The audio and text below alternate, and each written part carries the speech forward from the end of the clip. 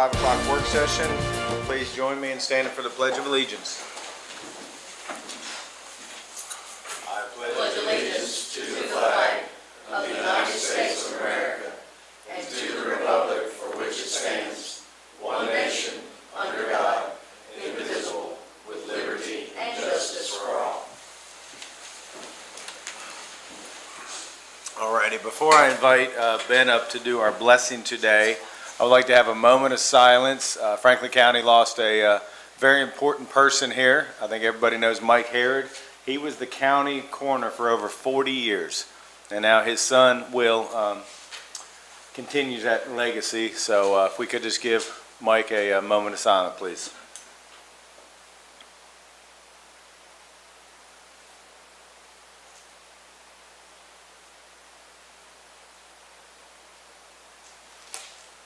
Thank you very much. Okay, I'm going to ask Ben to come up. And how are you doing, sir? Doing fine. My name's Ben Griffith. I'm with the Frankfurt Interfaith Council, and my wife Patricia and I are here tonight representing Quakers in our community. And I'll share our blessing tonight. May we pray. Dear God, as we try to comprehend the destruction that flooding causes to our people and community, our hearts grieve. Be with those who have lost homes as we pray for their shelter. Be with those who have lost livelihoods as we pray for their financial security and recovery. Especially be with those who are mourning the loss of a loved one. We pray that they know your comfort and everlasting love. Lord God, we pray that you give strength to those who are providing support to those affected by floods, for governments, for emergency services, for faith leaders, and for neighbors. We hold these up for endurance, resilience, compassion. And now, especially for this fiscal court, we ask that they find your wisdom and love as they make decisions on our behalf, the citizens of Franklin County. May they become beacons of light to us all as they help lift us and lead us. Amen. Thank you very much. I want to thank you and your lovely wife there for everything you do for our community. So thank you. We're out of here. Don't blame me. Can I go? All right. And now, is there any public comments tonight? Seeing no public comments, we're going to ask the, looks like the regional jail is going to give their quarterly update. Is that you, Shane? Yes, for now. Excuse me, Court, I want to apologize on behalf of the jailer. She is with our district judges right now out at the jail, as we're maybe preparing to host court out there, so she's still out there. So just want to go through our quarterly report. Go ahead, Andrew. Just a quick facility update and maybe on the work items for tonight. Our control panel bids, if we received them, and I think they're being submitted tonight. We have the major and the maintenance staff have gotten together, and they're created a preventative maintenance schedule for the entire facility now, that we actually have a schedule that we're going through and trying to stay on top of some of those maintenance things, that they don't go outside of our budget, and we can have a better plan for them, I should say. As far as painting, we are, as we are freeing up space, we're beginning to try to put some lipstick on the jail and freshen it up a little bit, make it a little bit nicer. I heard if you paint it, it can last 40 years. Is that true? That's what somebody told me. If I mean, keep applying I guess you keep putting enough paint on it. Yeah. Did you say 40 more? Yeah, 40 more. Yeah, that's what I heard. If you paint it, 40 more years. As of today, we're still at 43 staff. We have 0 vacancies. We continue to do a good job. Our Captain Smith and Major Lane do a good job of keeping them coming and recruiting them. And it's not to say we don't have a little bit of turnover as people come out and realize the job isn't for them, but we constantly have people on deck and ready to go. So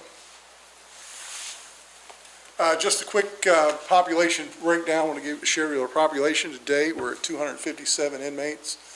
42 of those, 40 of those are from Anderson County. They're our state inmates. New on that list is we have 2 federal inmates.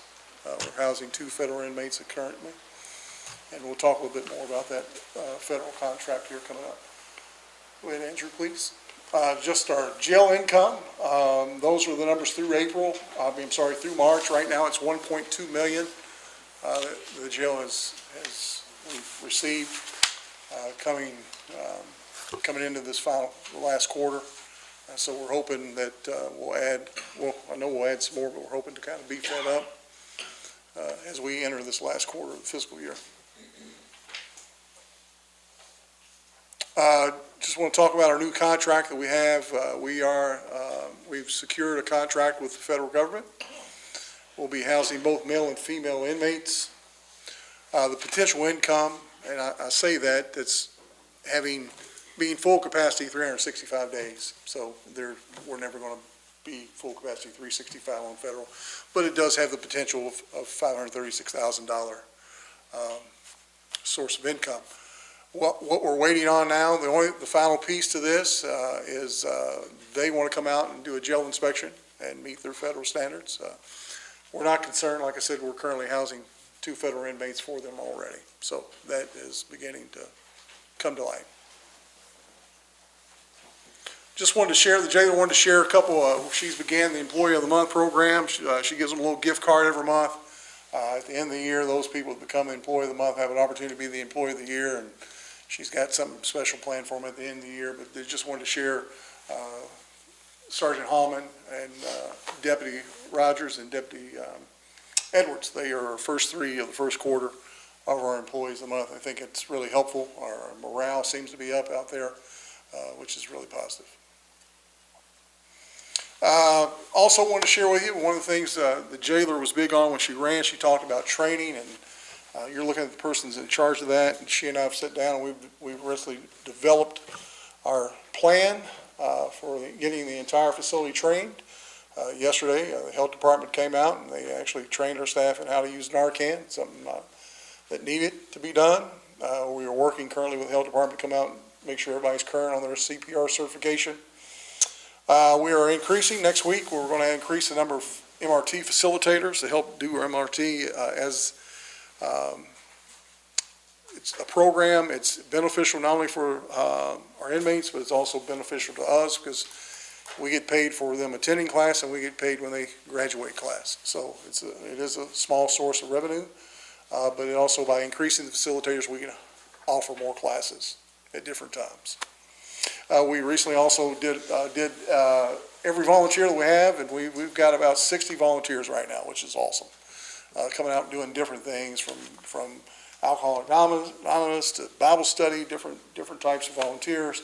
We recently held a training for them, and something that required to go through, and as of today, everyone's current and their background check is current. So. And then last thing is we're working and we've developed a new booking and release training for our staff. That seems to be where most of the errors occur out there in the booking process, and we're doing the best we can to mitigate those through training. Just wanted to also share with you, just April 1st was our first SAP SOAR graduation. We had 12 graduates from that program. A lot of those ladies went on from the SAP program into the SOAR program, and it was pretty good experience for those that came out. We appreciate you coming out. I think you got to see what that is, and we're hopeful that we're changing lives and slowly closing the doors of the jail, but these women will never come back, we hope. But that was a great event. Just want to share with you also at our community service, it's mowing season. We've got 12 work sites that we are going out, got crews going out and mowing. We also are partnering now with Waste Management here. I guess the city is not able to do litter control, so the jail, we're in the process of doing that. We would have started last week was the plan, but now the flood hit, we've kind of hit pause, but our goal is to begin next week. I sat down today with our female community person, and we've got a plan on what roads we're going to be hitting to start picking up litter. And just wanted to share our partnership with the Humane Society. We're pretty proud that so far we've fostered 3 dogs and 2 of them have been adopted, so we are proud about that. And we now have, starting next week, we will have some females going to the Humane Society every day to help them over there as needed. Just wanted to share, we're proud of our staff. We had some staff that came in when the water was rising, as well as some of our Class D inmates. They've came down and they helped in the clerk's office to help next door with Hancock, and then also as out there in the road department, we wanted to give them a shout out because we had staff that came in just to work on a last second. And so we're proud of the work they've done. The jailer walked in, she's been out, there's a few pictures, if you've been out in our gymnasium, it now looks like a courtroom. We're ready, and Jay, if you want to talk about that, We just finalized our plans for holding court at the jail, in the gym, and we'll meet with court security in the morning. Judge Wingate will do his final executive order tonight. We just were wrapping that up. My apologies to you guys for being late. Sorry. Shane, I'll let you finish since you started it. I think we're about done. I think Okay. Andrew, maybe one more. Just wanted to share with you all, all the good, there is sometimes some bad come from this, but we always want to be transparent. Our Class D work program, there was back in February, our major, we secured 20 felony indictments. 4 of our Class D inmates, as well as someone in the public, was trying to smuggle drugs into the facility, and unfortunately enough, it was stopped, and unfortunately, we've had to move forward with the indictment, so we did want to share that. It's an ongoing battle out there trying to keep that facility safe from drugs, and fentanyl is the scariest thing that we've ever come across, and I think we're doing a pretty good job at keeping that. That's all I have, unless you all have some questions for us. I know the jail has a couple items on their agenda tonight, so this isn't going to be the only time they're going to be up there, but any questions on their quarterly report? Squire Sebastian. Thank you, Judge. Thank you all so much for being with us.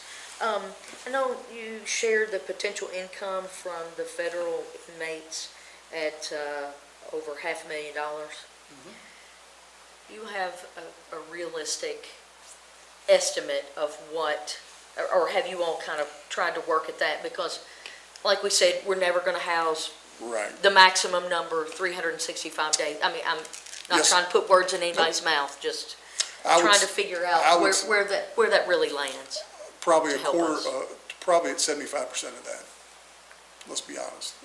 I said potential, but honestly, when we plan the budget, it'll be about 75% of it. So we think we're going to be like 400,000? 400 some odd thousand dollars. Yeah, because like I said, we've got 2 out there now, and once the jail inspection, the major can speak to that. Well, the contract, That's a I'm lot. sorry, the contract was for 36. We figured the income on 20, just so we didn't overexceed. So that's 30 males and 6 females, but we figured everything at 20 just because we'd rather give you a surprise at the end of the year than a good surprise. A good surprise. Yeah. A good surprise. I have a question just for my information. There's 2 out there now. How long does a federal inmate normally stay? Are they overnight traveling through town, or are they there for weeks or months or years? We will occasionally get those that are traveling through, like these are new drug indictments that just occurred with these 2. A federal case can run anywhere from 6 weeks to 6 months to, until their sentencing time. So these have not been adjudicated yet? No. And our location being here with the court, with the federal court, across the street, puts us back on the map for bringing those federal inmates back to Franklin County. If I can just add, Squire, majority of the people we're going to be dealing with are going to be pretrial detainees, so people that have not been adjudicated. So, it'll vary. 1 second. We'll do Squire Sebastian and Squire Davis. Thank you, Judge. Just one other question about the courtroom. We know that there was a severe impact to our the old and the addition there. Thankful for all the hands that came in the middle of the night and did a lot of the work.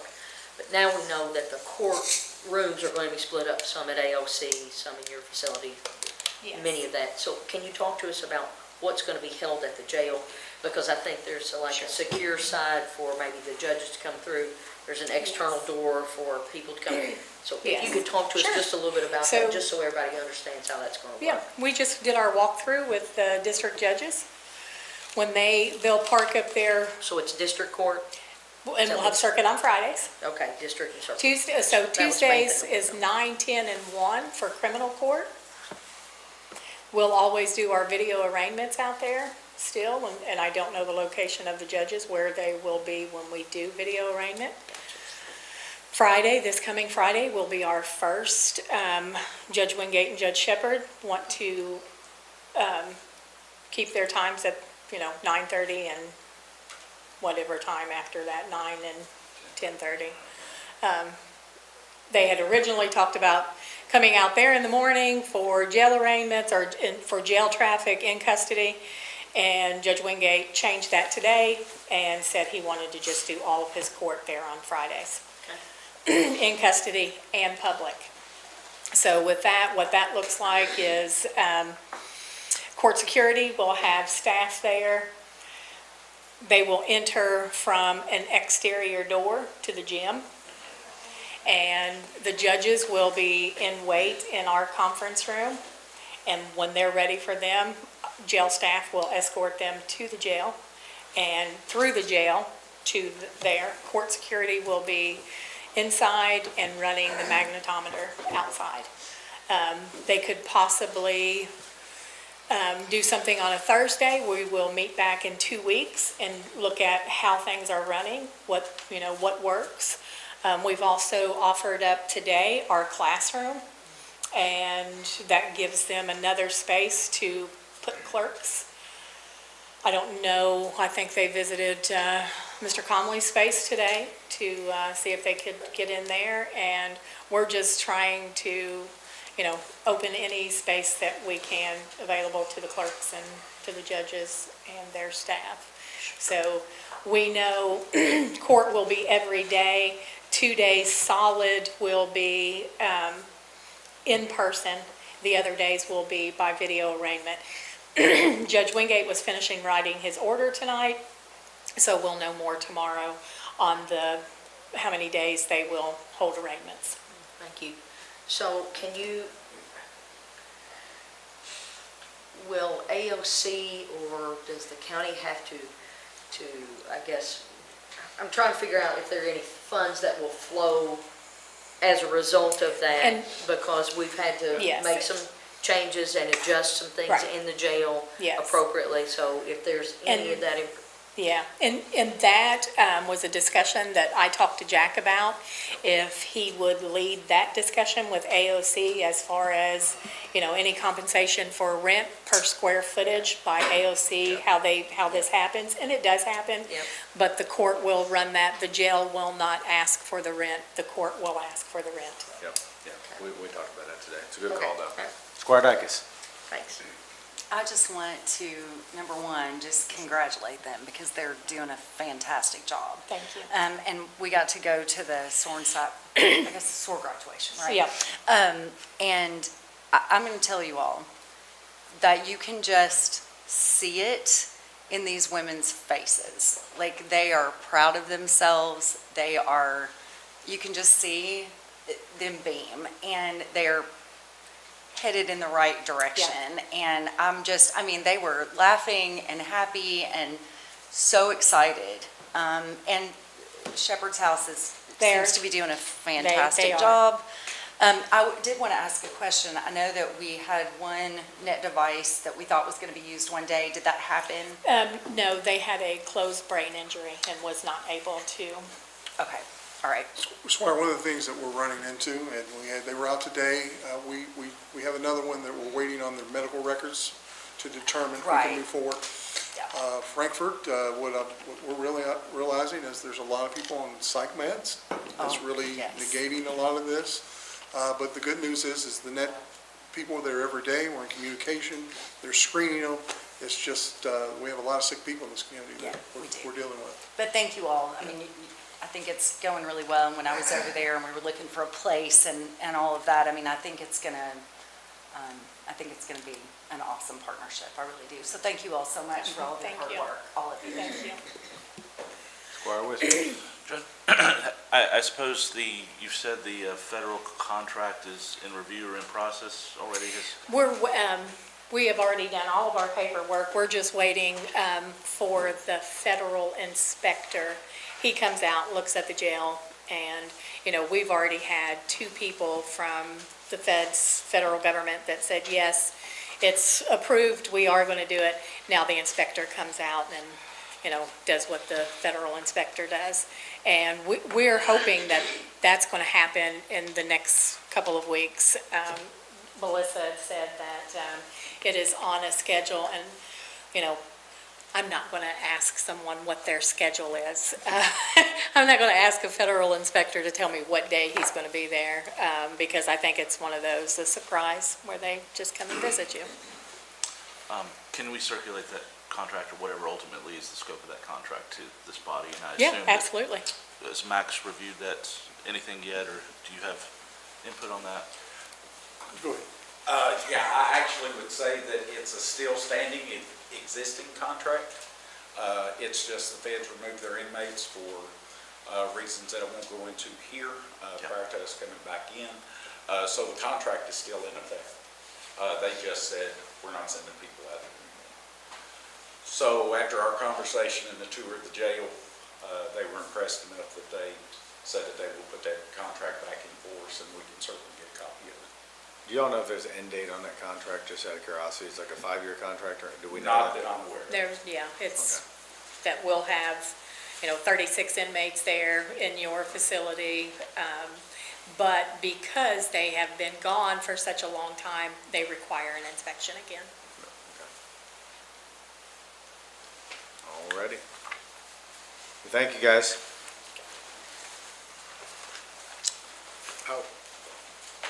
Squire Tanner?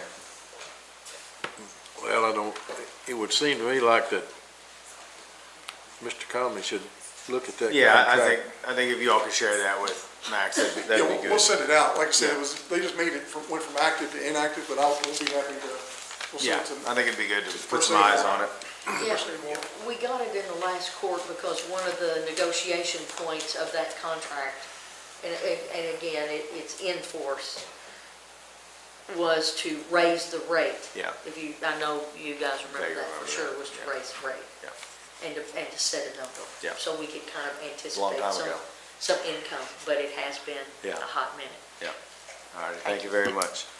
Alrighty. Duke, I think it's gonna be your show tonight. I don't know who's more tired, you or us, Yeah, exactly. Let's give Duke a round of applause. Him and his team. So Duke, what have y'all been up to? Well, I was gonna say, probably don't need to report what we've been doing, but it has been a sad couple of weeks for Franklin County, I'll say that, but, Sure has. Man, that seems like forever ago when we did that. Good Lord. right, that was Yeah. on the 5th. Was it right? Yeah, So it was in the middle of chaos, and we were scrambling. I called the judge, and the city was down there bagging sand by hand. And I asked him if we could go help them. He said, absolutely. So we took our bagger and went down there, and it was a huge success. So, And I will say, in addition to that, I want to give a plug out, and I've talked to Phil there about doing a story, but Lee Brick and Block, after that night, Keith Lee called me and he said, I can have 600 bags there in the morning already packed, by noon. And that's when we really knew it was going to get bad. And so I called him back. I said, is there any way you could have that driver here at 9 a.m.? And let me tell you, he didn't stop running semis all day. I think they brought Yeah, it was 5,000 crazy. bags. Yeah. And let me tell you, if they wouldn't have done that, a lot of this downtown would have been under. right. I mean, especially near the candy factory and all that. I mean, they were 5-6 foot high. I And think it up. was 6 or 8 trailer loads Yeah. of sand they brought in, bagged sand. Yeah, so anyways, not pretty taking away awesome from to anything see. you and the city Yeah. did, but we were running as Oh, hard it as was we huge could. help, yes, no Yeah. doubt about it. But, I mean, it was really awesome to see the city and county be able to work together. That's a proud moment to work for the county, I'll tell you that. I've really never seen it before, so. Yeah, and I will tell the court, when I was at the governor's press conference, the state people from FEMA came up and they said, let me tell you, Franklin County's shining right now.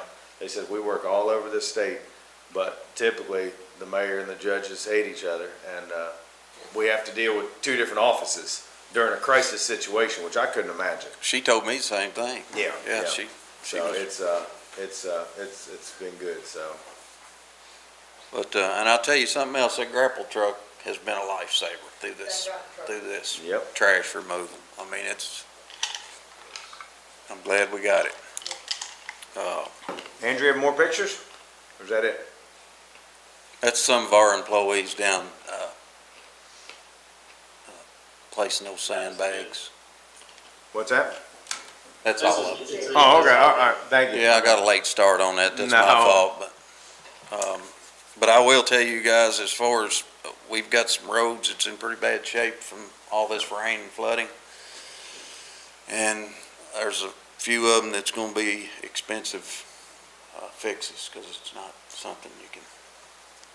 I was Right, in a KGO training today, and they talked about that quite a bit, and so they're trying to get us some help with that. Keep We're our gonna need fingers it. crossed on that. Yeah, they know that we need it. I mean, they know we're in trouble, so. And I'll tell you, the guys, it was amazing, really. They worked their butts off, and I never heard one complain. Out of all the hours we worked, they didn't complain a bit, so that meant a lot. Go ahead, Squire Sebastian. Thank you, Judge. Are the guys, you know, there are lots of community organizations right now that are running meals. Are the guys getting Every like day, things, somebody's help bringing lunch. from the and community? that- I'm just yeah. trying to, you know, because people that are cleaning their homes, there are people calling, you know, friends that you're reconnecting with, and they're bringing food. Is Right. there a way just to make sure, but if you guys are eating, that, Well, I'm not sure who organized it, We're but organizing that, so basically what we had so many people reach out, businesses, things like that, banks who said, we want to help. Well, we have so many food trucks and so many, the kitchen that's been set up down at, pick pack. thank you, and the Red Cross, they're all supplying food to everybody. So we're using basically our local businesses to feed city and county staff, and I think it's through next week. So, I mean, they've, That's great. Duke even said the other day, I think my guys are getting a little spoiled. They have lunch here every day. getting fat for sure. I want to doubt say, that. too, they're not, just so everybody knows, they're not going to be at Pick Pack tomorrow, Yeah. like for the rest of the week. So just everybody know that. Yeah, but I think. But we do have food trucks coming out And everywhere. I think Red Cross is gonna step their food up Thursday, Friday, Yeah. down there. But we're because- also going to have like lots of local businesses. Yeah, So, yeah. yeah, I think Yeah. we're in really good shape. And those guys do eat well because I've passed food out to them. Yeah. They're awesome. No, it's been an amazing thing. We've had food trucks from all over, and I mean, even, we'll talk about the one at the Easter egg thing a little bit, but, yeah, it's, anybody else have anything for Duke? I know he's tired. Thank you, guys. Squire Wiseman? Absolutely. Judge, we're gonna ask the guys to work even longer with the cleanup coming This up this weekend. weekend. I Yeah. hope you will consider giving them some well-deserved time off after that. I think we can afford a little We're bit of talking time, about it. hopefully, after Yep, an additional weekend of working here coming up. So, absolutely. Duke, I just wanna say thank you. You know, you and I've talked 100 times this week, probably, you know, early, night, whenever, so, it's been tough, so I appreciate you guys. Yep. It's been a lot. Duke, I'll add one more to your list. I was just out at Stony Creek, the bridge where we repaired that before the embankments are coming through that guardrail. Yes, sir. We've got a claim in with FEMA on that one from the last flood, so. And then Paul's Grove, I'm concerned that the bank is shifted under that roadway as Yes, we expected. we so- actually went in there last week and this week and built a temporary, shifted the road over, next to the landowner's fence. You did that since I'm out there, too. So, Thank you. Duke, thank you, Good. buddy. Thank Go y'all. get some rest. Okay. Alrighty, judge's report. see what we have on, March 19th, we started our budget meetings, and I want to thank everybody who's on the Finance Committee and the budget, and Amy, our treasurer, and everybody. It's, and all department heads. I think this year has been the best year by far. We've feel good about it, and I know we have a meeting tomorrow. On the 20th, I did a first time kind of a distillery, coffee and connections with, some of the bourbon and brew pubs around here, trying to make some connections with all of them, so they can start working together on some things. And honestly, just seeing what they need from us to support them. On the 20th, we went and served meals at the activity center, just to kind of bring awareness to what they do out there with the seniors. That's always good. I know like a lot of y'all did that. On the 24th, geez, this seems like so long ago. On the 24th, Allie and I went to Western Hills. They won the recycled can contest, I think by far. So I know it was close. I think between them and Alley Capital Day, is that the one that was close? Mm-hmm. Yeah, they were neck and neck to the end. So so that was nice to take them to check. And 25th, we did a really big deal for all of our industrial companies here. So we, the Delegate Hotel helped us out on it, and we had a very good, I think we had 13 or 14 different industry people there, and we had Thornhill, and we just kind of talked about all the things that are available in this community for their employees. Mostly we're just trying to pull everybody together, because I don't think it's really been done before, to say, hey, what can we do to help you all? You know, I know workforce is a big thing, but what else? So that was a really good meeting. A couple of y'all were there also, so thank you. 26, plant board taping, a monthly deal. Allie and I went on, I think, yeah, we did our thing on there. 26, we had the King Center bike shed ribbon cutting. That was kind of cool. See those kids there, and look at that kid there. Yeah, he's excited, so glad to be a part of that. 28th was a surplus sale, and I just want to thank all the department heads. You all really came through on that one. We've been asking for a while about anything you all don't use to put up for sale, and I know it's well over $100,000 worth of things that were sold. So that was always good. Jailer said on April 1, we had the graduation at the jail. Super cool. Hard to keep composure. There was a lot of excitement in that room. Kind of reminded me of like a leadership retreat. Like those girls are that close. It was like they just got done a big leadership class together, and they were like best friends. So it was really good to see. On the 10th, it was a last minute thing. Buffalo Trace called about a big press conference. You know how much they love the press, but they talked about how they're reopening, and they did. I don't know how they pull off what they do down there, but there's Harlan speaking there. It was a great press conference, attended by probably 15 national and local TV cameras. Glad that they're somewhat up and running. I know that's Tyler, that's the new general manager there. I think they're hoping, I think by next week, to maybe even start doing some tours again. I mean, they started bottling. I mean, they've sent a truck or two out of there, and even in that makeshift where you used to check in, it was, I bet it was 12 feet up on that wall. You could see the mark, but I mean, you couldn't find a piece of dirt in that place. It was pretty cool how they cleaned it out. So glad to see them up and running. They're a big part of our community. And then on the 12th, you know, we went back and forth, but we said, you know what, let's do Easter. We don't want to take it away from the kids, and I'm so glad we did. It was an amazing day. You couldn't ask for much better weather. Fire department was there, police department was there. We had the horse, the bunnies, KSU, tons of people. But then what was really cool too is a food truck from Somerset showed up, and they said, we're just going to cook for you all. And they cooked brats, hamburgers, and hot dogs, and they didn't stop. And they just cooked and cooked and cooked. And then Hoggies, we called them, and they said, yeah, we're going to come. We're going to donate it all. So we had as probably many kids getting food and ice cream as we did hunting for eggs this year. But they all had big smiles on their faces, and it was good. It was good to talk to a lot of people. You know, there were some pretty emotional people there because, you know, they too had lost things. Thought it was cool. The city, you know, we have so many families staying down at the Capitol Plaza Hotel. They went ahead and brought the transit trucks in and brought a bunch of the kids from the hotel out there. Oh, there's Tina. She did rock it. Stewart Home came out there and used the accessible area. Sherry, I'm gonna ask you: what did I miss? I'm tired. Help me.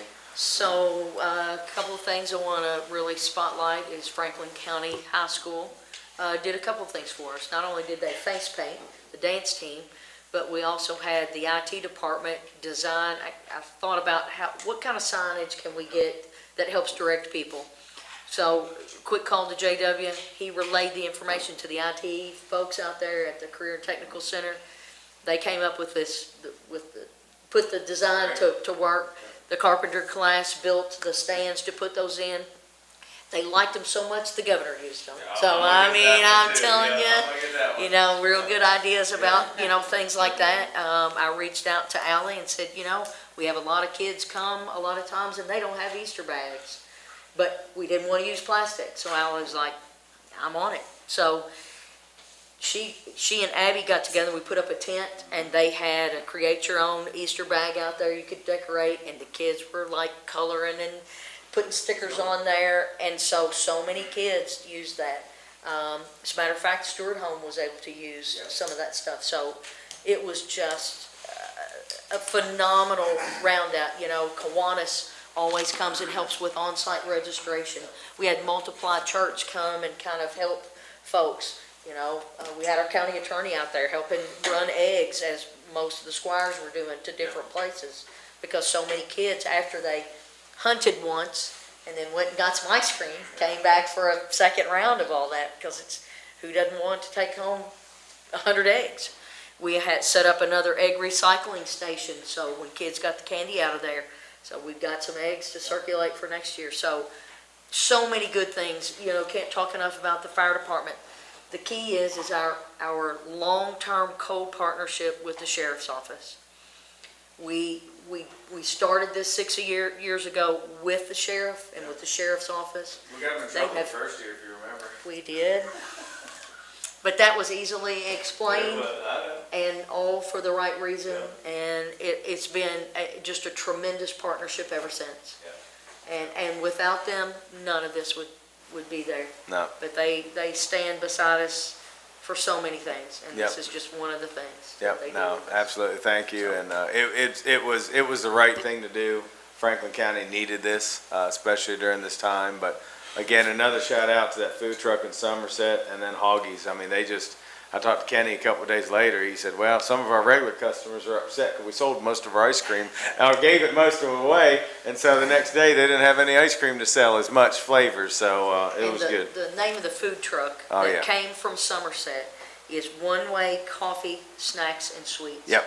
And they rolled in with a tremendous story.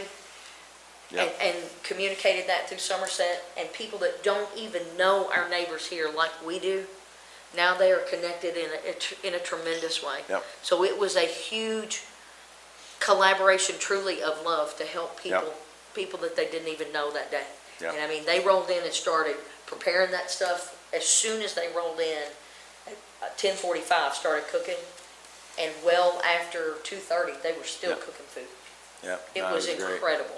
It was incredible. And then the next day, Andrew didn't have, I don't think, I forgot to tell him this one. The next day was the governor's Easter egg hunt, and it was funny because, you know, I saw her stuff down there. I think JW's sister. I had to go back and get the stuff. Yeah. But it was funny. So as the governor's standing up there thanking everybody, he goes, and I want to thank J.W. Blackburn. And I stood there, and he's like, and the Fiscal Court. And your sister's laughing. She's like, how'd you like it? I threw him in front of you all. I said, that's fine. He did a lot of the work.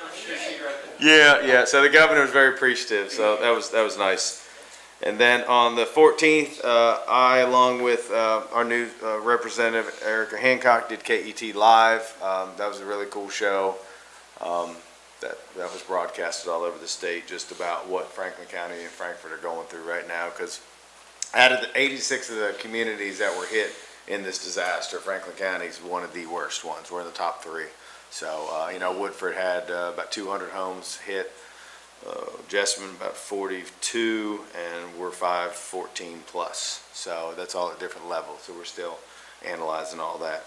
Okay, so that's, and I could go on and talk about the flood, but I think we do a separate thing on the flood. There's so many people to thank and so many things to do. So I'm gonna keep moving if that's okay with you all.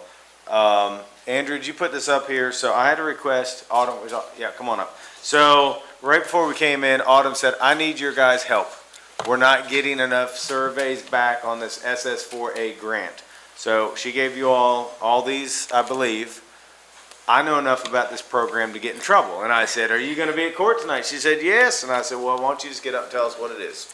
Autumn? So last fall, we were awarded a federal SS4A, that's Safe Streets for All, grant for $200,000 to create a traffic safety action plan. So we're working with HMB. They're sifting through the crash data and analyzing that data. But the plan is intended to help us create safer streets for everyone who's traveling in our community, and that includes pedestrians, if you're riding a bike, if you're on a scooter, whatever that may be. And the consultants, they can analyze that crash data, they can look at, the geometry of the roads and that sort of thing.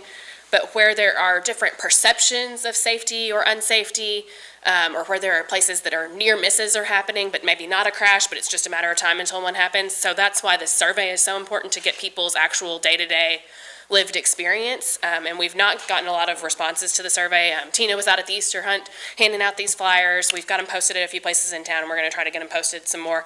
We've got tons of these if any of you all want to take some, if anybody's going to church on Sunday for Easter. But yeah, so if you guys can help us out with that, we'd really appreciate it.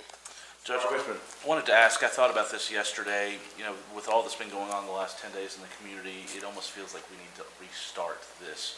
And I was going to bring it up tonight anyway. Yeah. I was going to ask if we could extend the Yes. deadline. I'd love to see it go through the end of the month, because I feel like we've got to shift everyone's perception now. Yes. Get, a visual on this and have a good community impact. Everyone that I'd sent it out before had completely forgotten it about this Yeah. point. So. Yeah, so we were intending to have a stakeholder meeting earlier this week with a larger group of folks, and that got rescheduled to next week. So that's our stakeholder meeting, and then we have extended the survey deadline, I believe, to April 30th. We could potentially extend it out longer if we needed to, I think. But, well, probably not much longer than that, because some other deadlines that we're working with.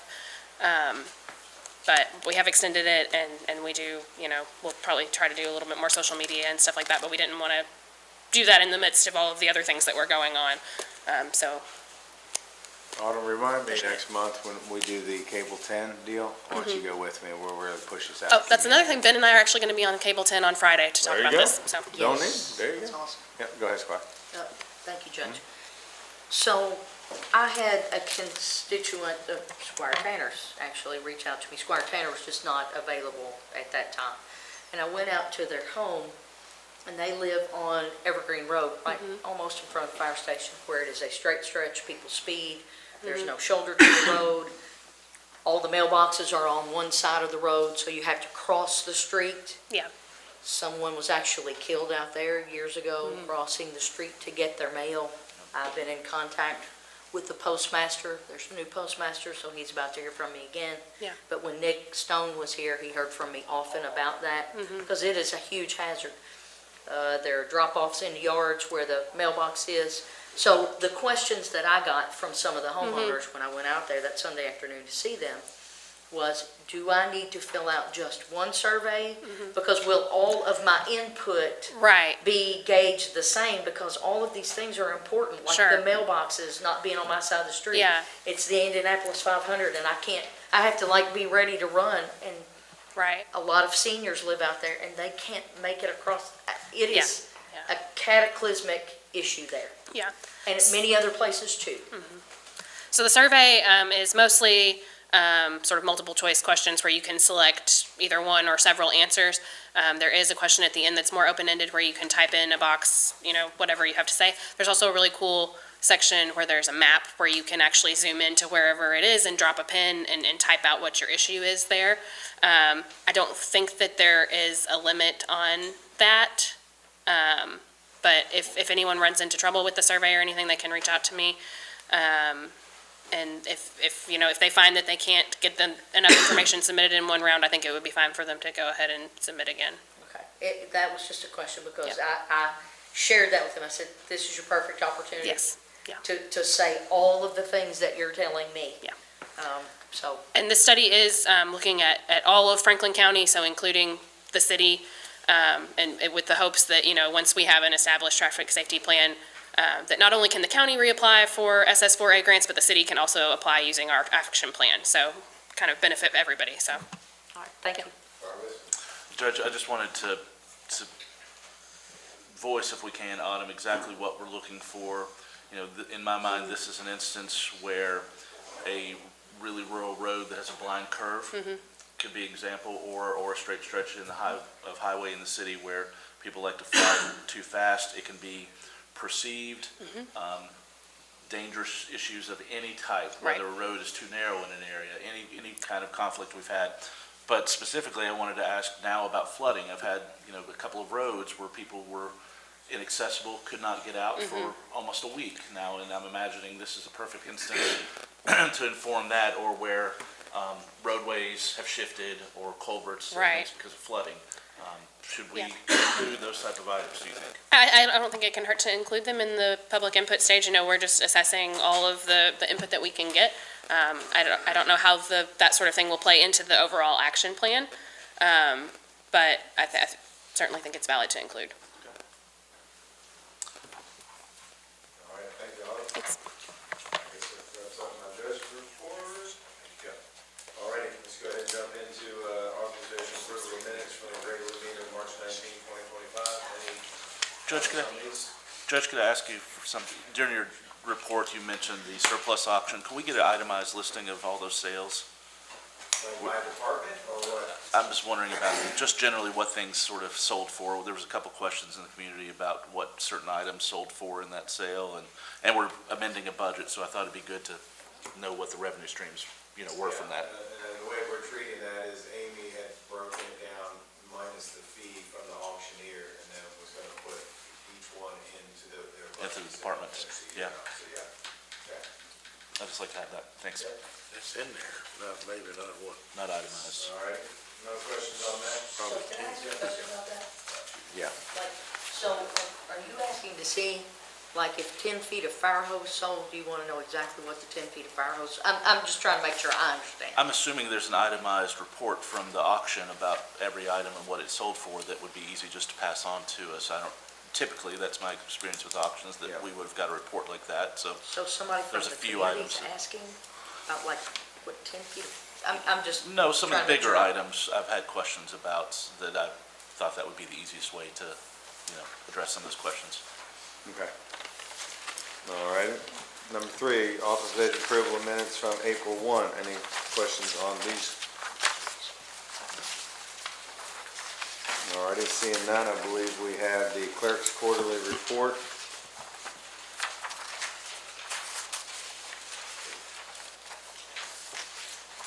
All righty. I believe Sheriff is with us. How you doing, Sheriff? Huh? Last time I jumped ahead, I made sure to It's wait. okay.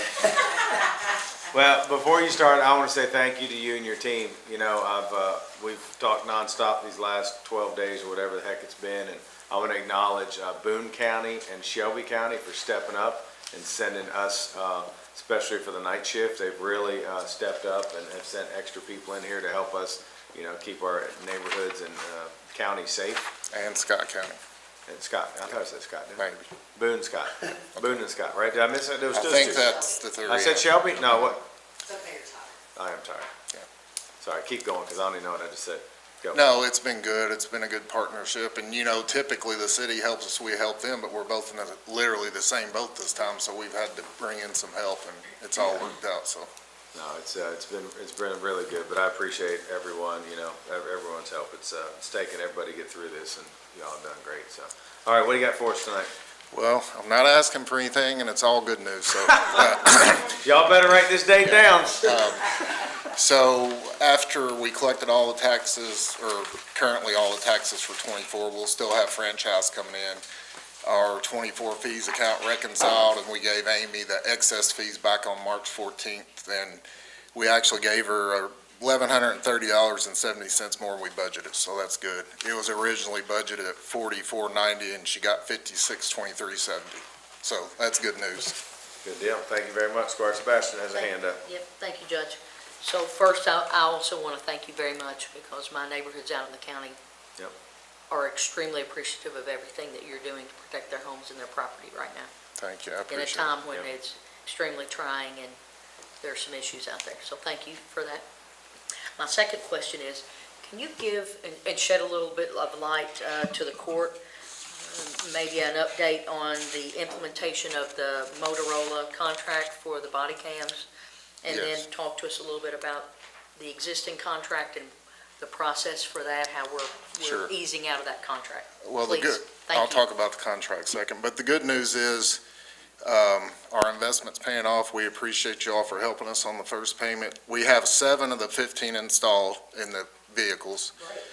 And the remaining 8 will be completed by next Friday, 4/25. They're putting about 2 in a day. So those are done.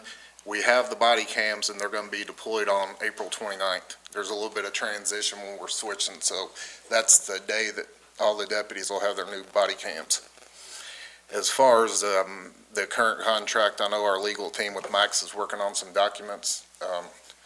I'm sure he doesn't want me saying too much, but he is working on it. Of course, he got moved out too, I think. So whenever we gave him the emails, and there was plenty of things that we had to support it, so I think we'll come out okay, hopefully. Great, okay, thank you so much. Yep. Yes, ma'am. Thank you too. Any other questions for the sheriff about excess fees? Chris, thanks, buddy. Appreciate you. Should I run? Yeah, I'd Thank you. go. Thank you. I'd go if I could. Thanks to everybody down there for helping us. Okay. So now we have 4 items for the jail.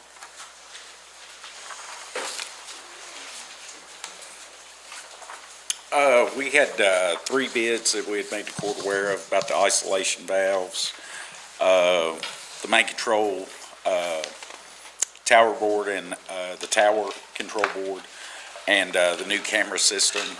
We put the jobs out to bid, have supplied the court with the results of that. Questions? So I do want to run, sorry, I'm chewing ice, shouldn't be. Amy and I spoke about this earlier, and I think we're all aware of all 4 of these items here. So it's our understanding, I'm just going to kind of jump around, is that Sure. okay, Major? The main control and control tower is $59,160, and you all got a grant to pay for that, correct? Yes, sir. Okay, so then the thought is the jail cameras. We had budgeted $153,000 for fence/cameras, because we thought we were gonna get that grant for the cameras, but we didn't. So, the cost of the cameras is $131,206. That leaves $21,794. Yes, sir. Am I doing okay so far? Yes, sir. It's only because Amy gave these numbers.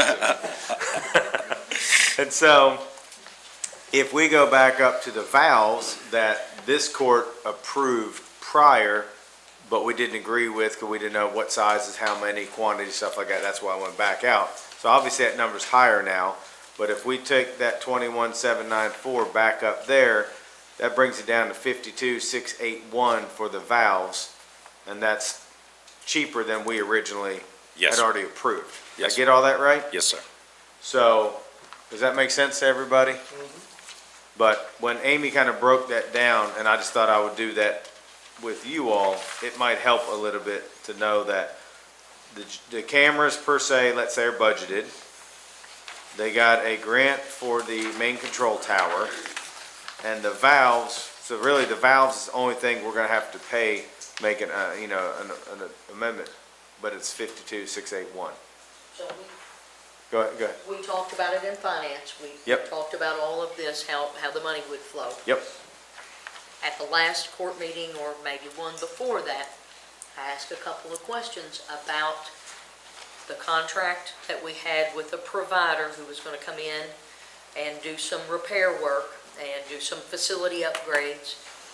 And I asked the status of that, where we still are in having that group come in and present to the court on the items that they were to repair. Some of the items were gonna be left over for some staff at the jail to repair. We're gonna get in that tonight, later. I'm really glad, because I feel like I ask it No, pretty we- dang often. We've been working on it, so I have no that's, doubt, that's gonna but I be, think this body is really concerned. Yeah.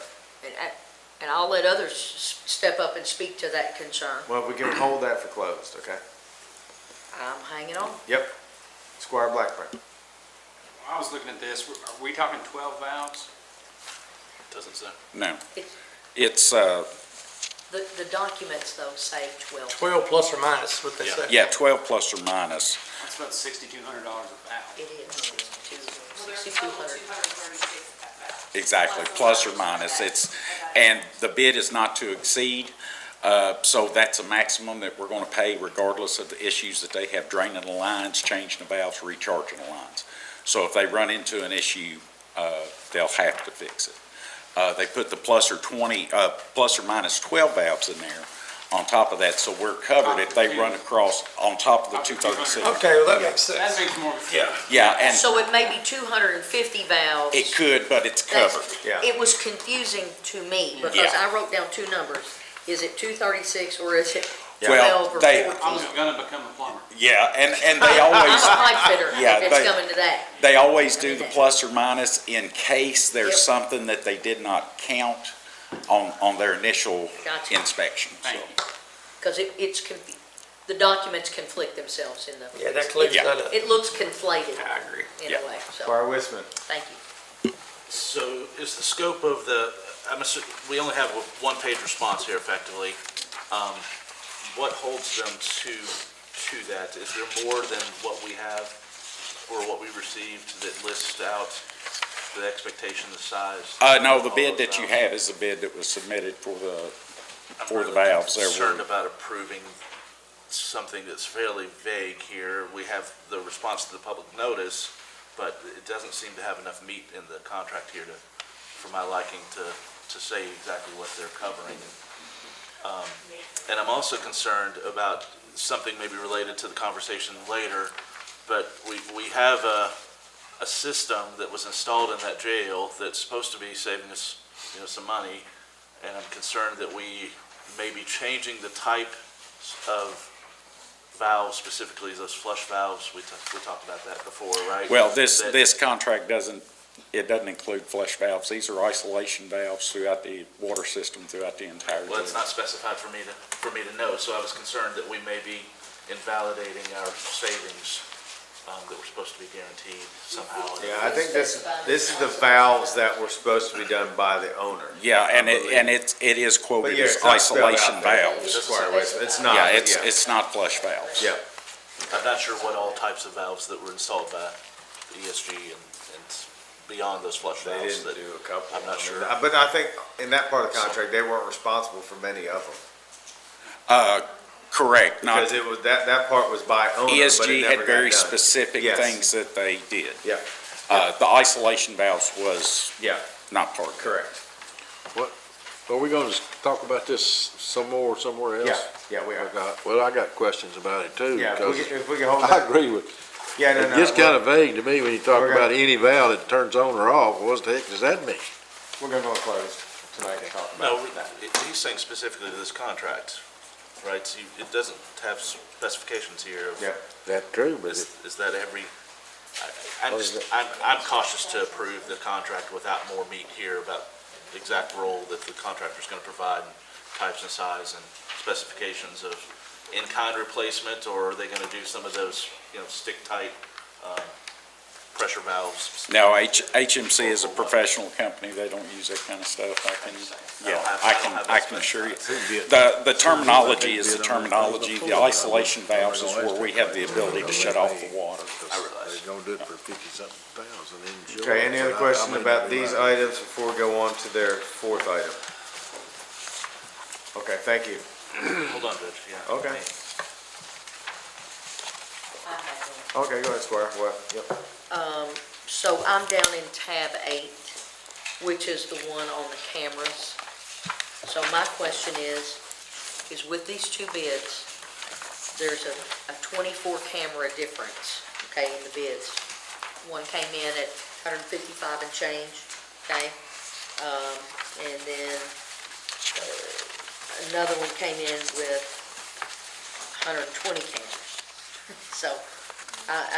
So when buying, there's a little difference there. So I kind of did some math, so I'm trying to figure out, was the choice that we don't need the volume of cameras in one of the bids? Well, the The I'm trying to see original, the difference. yes, ma'am, the original parameters for the jail were to replace the cameras as they exist, there are Yep. 96 existing. We actually have adequate coverage if we can keep them Okay. working. This other company came in and they recommended 120 cameras, Yep. I guess based on them installing cameras. But I never envisioned going higher than 96, just replacing the system that we have. Okay, I wasn't sure, because Yeah. it didn't give us enough information in there whether to remain with the existing or to go to this other, and I didn't know if the parameters, based on, I read the spec sheet, just to see if we needed additional coverage maybe in some areas that were being repurposed for uses, that when the jail was created, Right. maybe those areas weren't used for that purpose. Well, the So it wasn't real cameras, clear. yeah, the cameras have evolved over time. Yep. But we finally are at a point to where we do have really good coverage with the 96 secure side cameras. Okay. The one thing that I would point out between the two companies is Liberty is willing to pull all the dead field wiring, Yeah, I saw that in there, and the other company and that's great to get that was out. not. Yes, it's fantastic. It opens up channels that we may need. So related, just Thank you. the statement by the second company that material and labor to remove 120 existing cameras is just a inaccuracy in their quote. Correct.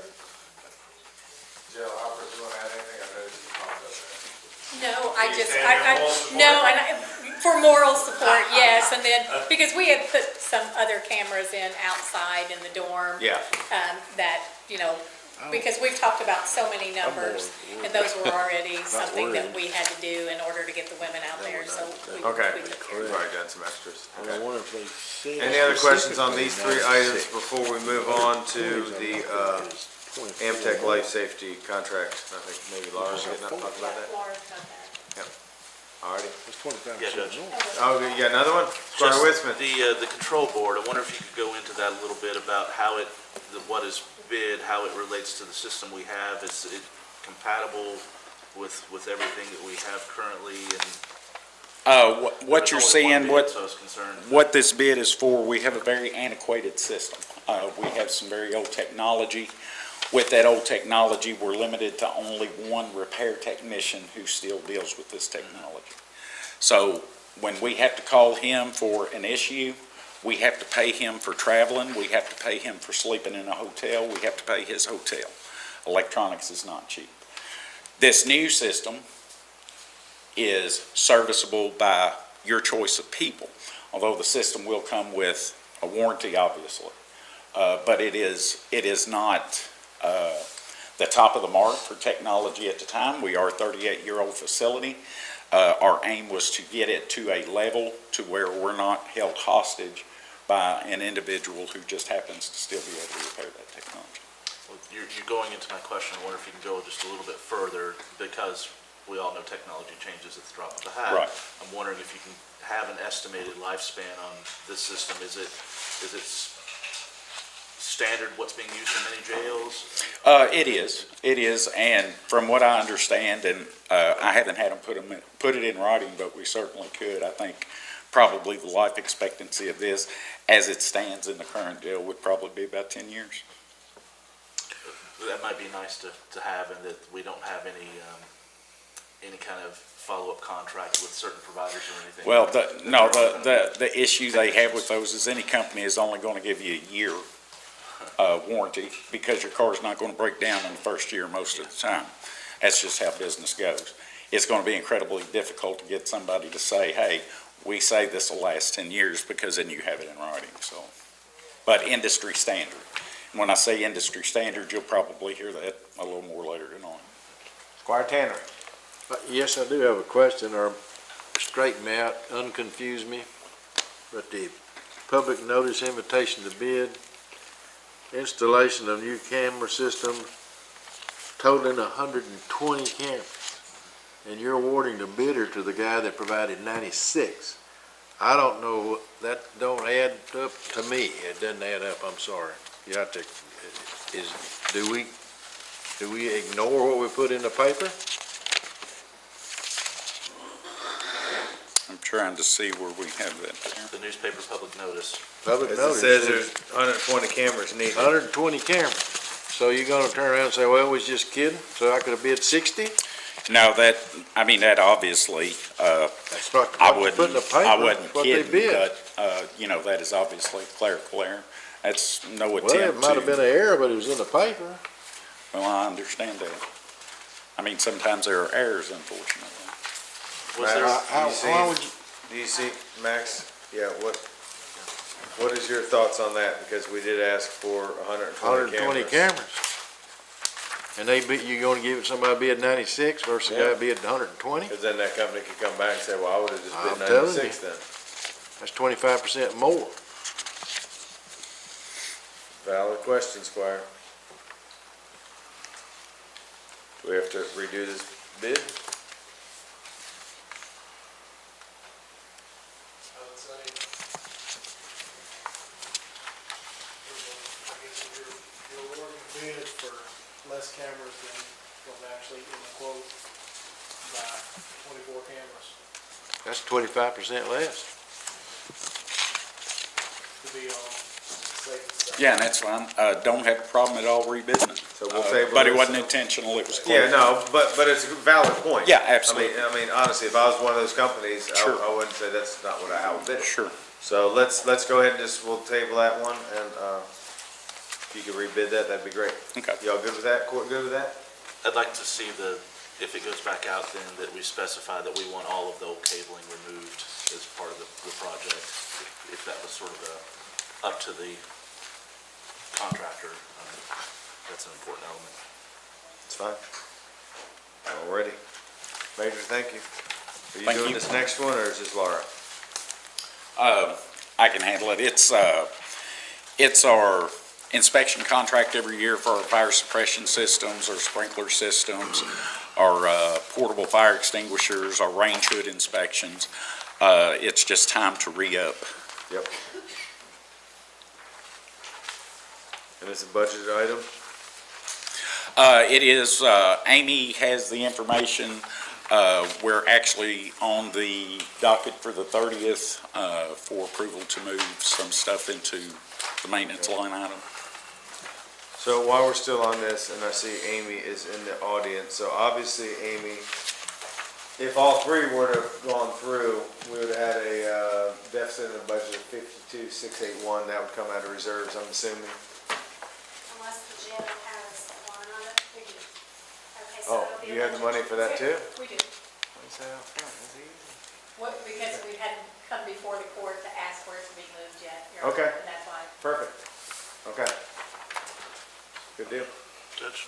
Yes, Squire We have a Wilson. little bit of more discussion about, I'm just a little concerned about the isolation valves again, about how that's going to be phased into the jail. You know, we're ramping up, we're about to approve a federal contract.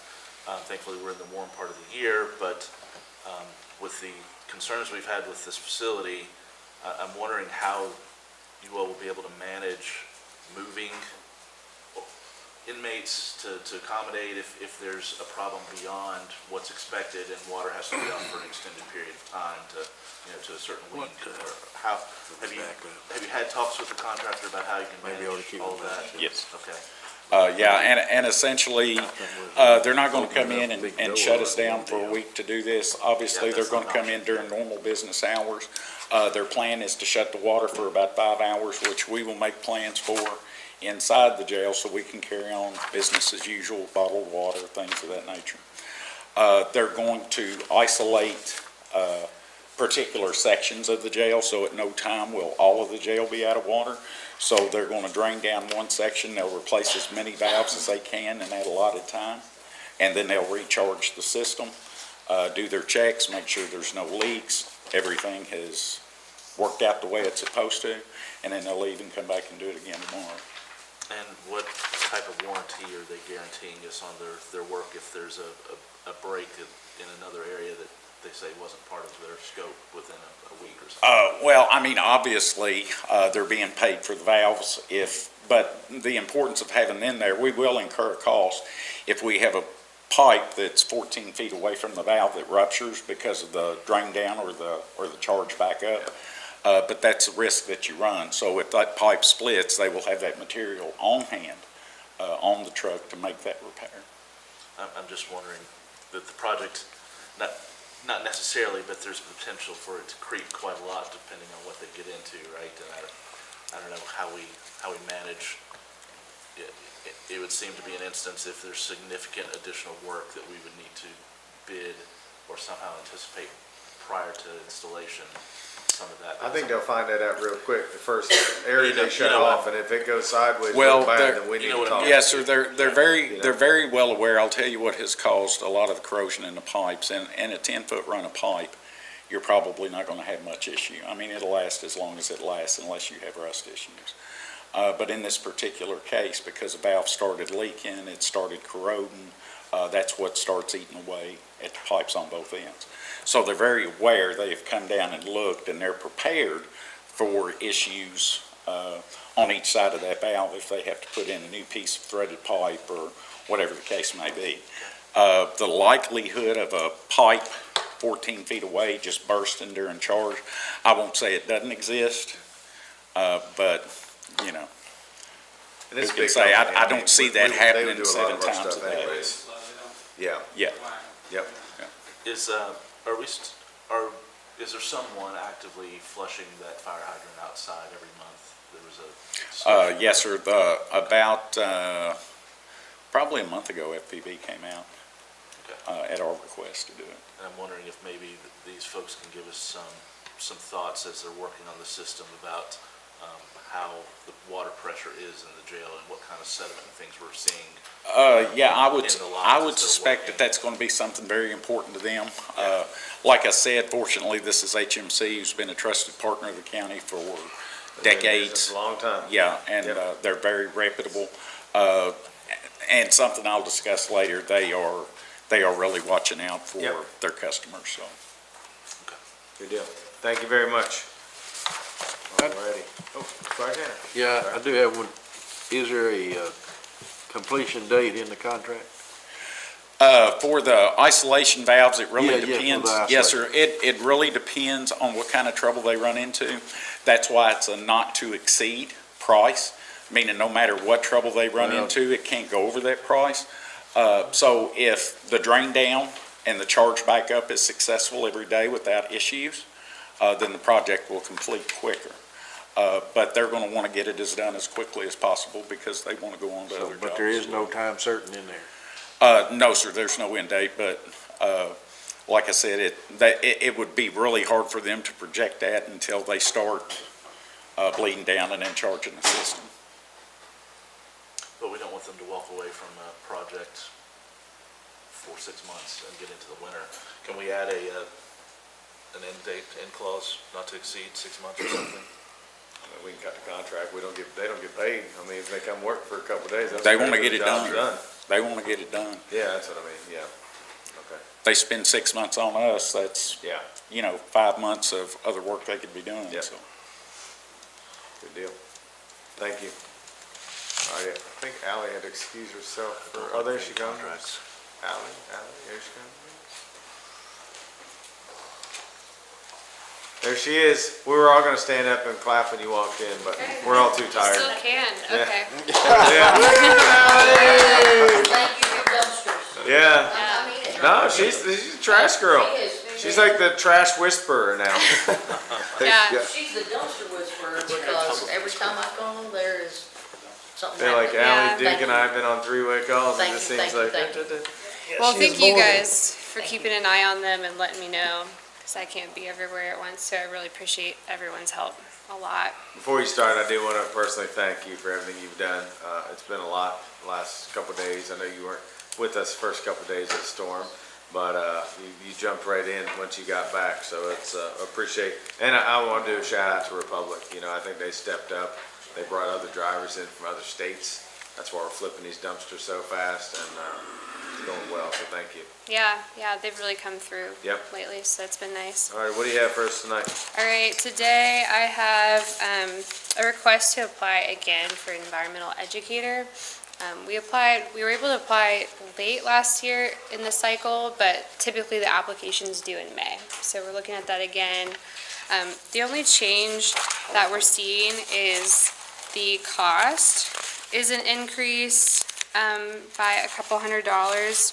So it would be 4,725 instead of 4,500 for a 900-hour member. Okay. Question for- and let's not forget, on our current AmeriCorps, is being paid from Republic. Mm-hmm. Right, so have you talked to them about potentially paying this one too? Yes, I talked to them first week of May, and they've agreed to do that, and so Yep. it's great. absolutely. We plan to, once we get approval, so from AmeriCorps, then we'll send them an invoice, and they send us a check. That's how it worked last time, so. Perfect. Perfect. Ally, is that $10,000 educational component of our contract with Republic, is that effectively them just giving us that money back? Mm-hmm, yep, that was the negotiation is, it's in the contract that we can spend $10,000 on this. Yep. So it is part of that, and then the rest of it, we're looking at, doing, tote bags with what's recyclable on the side, so it's still open to discussion with that. Squire Whistle's point, it's really our money anyways. It's our money that they're not fulfilling part of the contract. Well, with it's not another them, but they alternative. didn't, they're new to the game and they have been doing it, but our last hauler was not Was doing not, it, so yes. yes. Squire Sebastian. Thank you, Judge. Thank you for joining us. Thank you for everything that you're doing to make sure those dumpsters get flipped and turned over. I want to give a special shout out to Abby. She did not only a great job when she was going to the schools to take care of that recycling and making contacts there at the schools. She's done a phenomenal job with that. Mhm. She did a phenomenal job at the Easter egg hunt, kind of leading the bags for the kids and making partnerships. Both of you all did a great job with that. So I just want to thank you all so much for that and everything that she's doing, outreach into the community. She's doing a phenomenal job. Okay, I think thank she's you. even covering city schools now, which, Is she? yeah. Mm-hmm, yep, Yep. she'll be at Bondurant Middle tomorrow. She's doing an upcycling craft with them. Doing a great job. Yeah, it's really good. More kids we can get in front of, the better our recycling program will end up, so. Yeah, All righty, Ally, thank you. all right, thank you Oh, guys. Squire Tanner, I'm sorry. Well, it's kind of borderline question, but the hazardous waste disposal coming up Saturday, is that correct? Yeah, great call. Do a Yep. shout out there. Yeah, that's a good one. And- Yep. And I want to make sure I understand everywhere, I got a can of paint I need to get rid of really bad. Is it interior paint, like wall paint? No, it's oil-based. It's metal. oil-based paint, okay. Squire Harrod said you just put it back in his truck, he'd take care of it. Well, I can do that too, but I brought it, but anyway, where are those sites?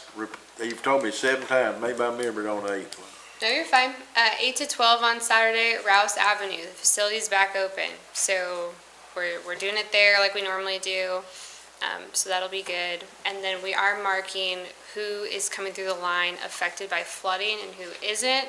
And we will send that data to FEMA because we expect the hazardous waste quantities to be higher than normal, which we have I think $7,000 of grant funds left for this event, and we usually pay about $4,000 over. We split it with the city, but we're anticipating if it's more, we're keeping all the receipts for FEMA and hoping not to have to eat that cost too much, so. Hey, Ally, real quick before I call in Squire Blackburn, can you go ahead and talk about what's going on this weekend? Because I know there's been some things moved around because of flooding, and if I would've thought about it, we'd put up on the screen, and maybe we can before the end of the night, but why don't you talk about Saturday especially? Yeah, I was on Cable 10 today doing my segment, so that'll go out Friday, so hopefully everyone kind of hears what's going on. But Reforest is rescheduled. It's at the Farmers Market Pavilion under the KSU tent from 10 to 2.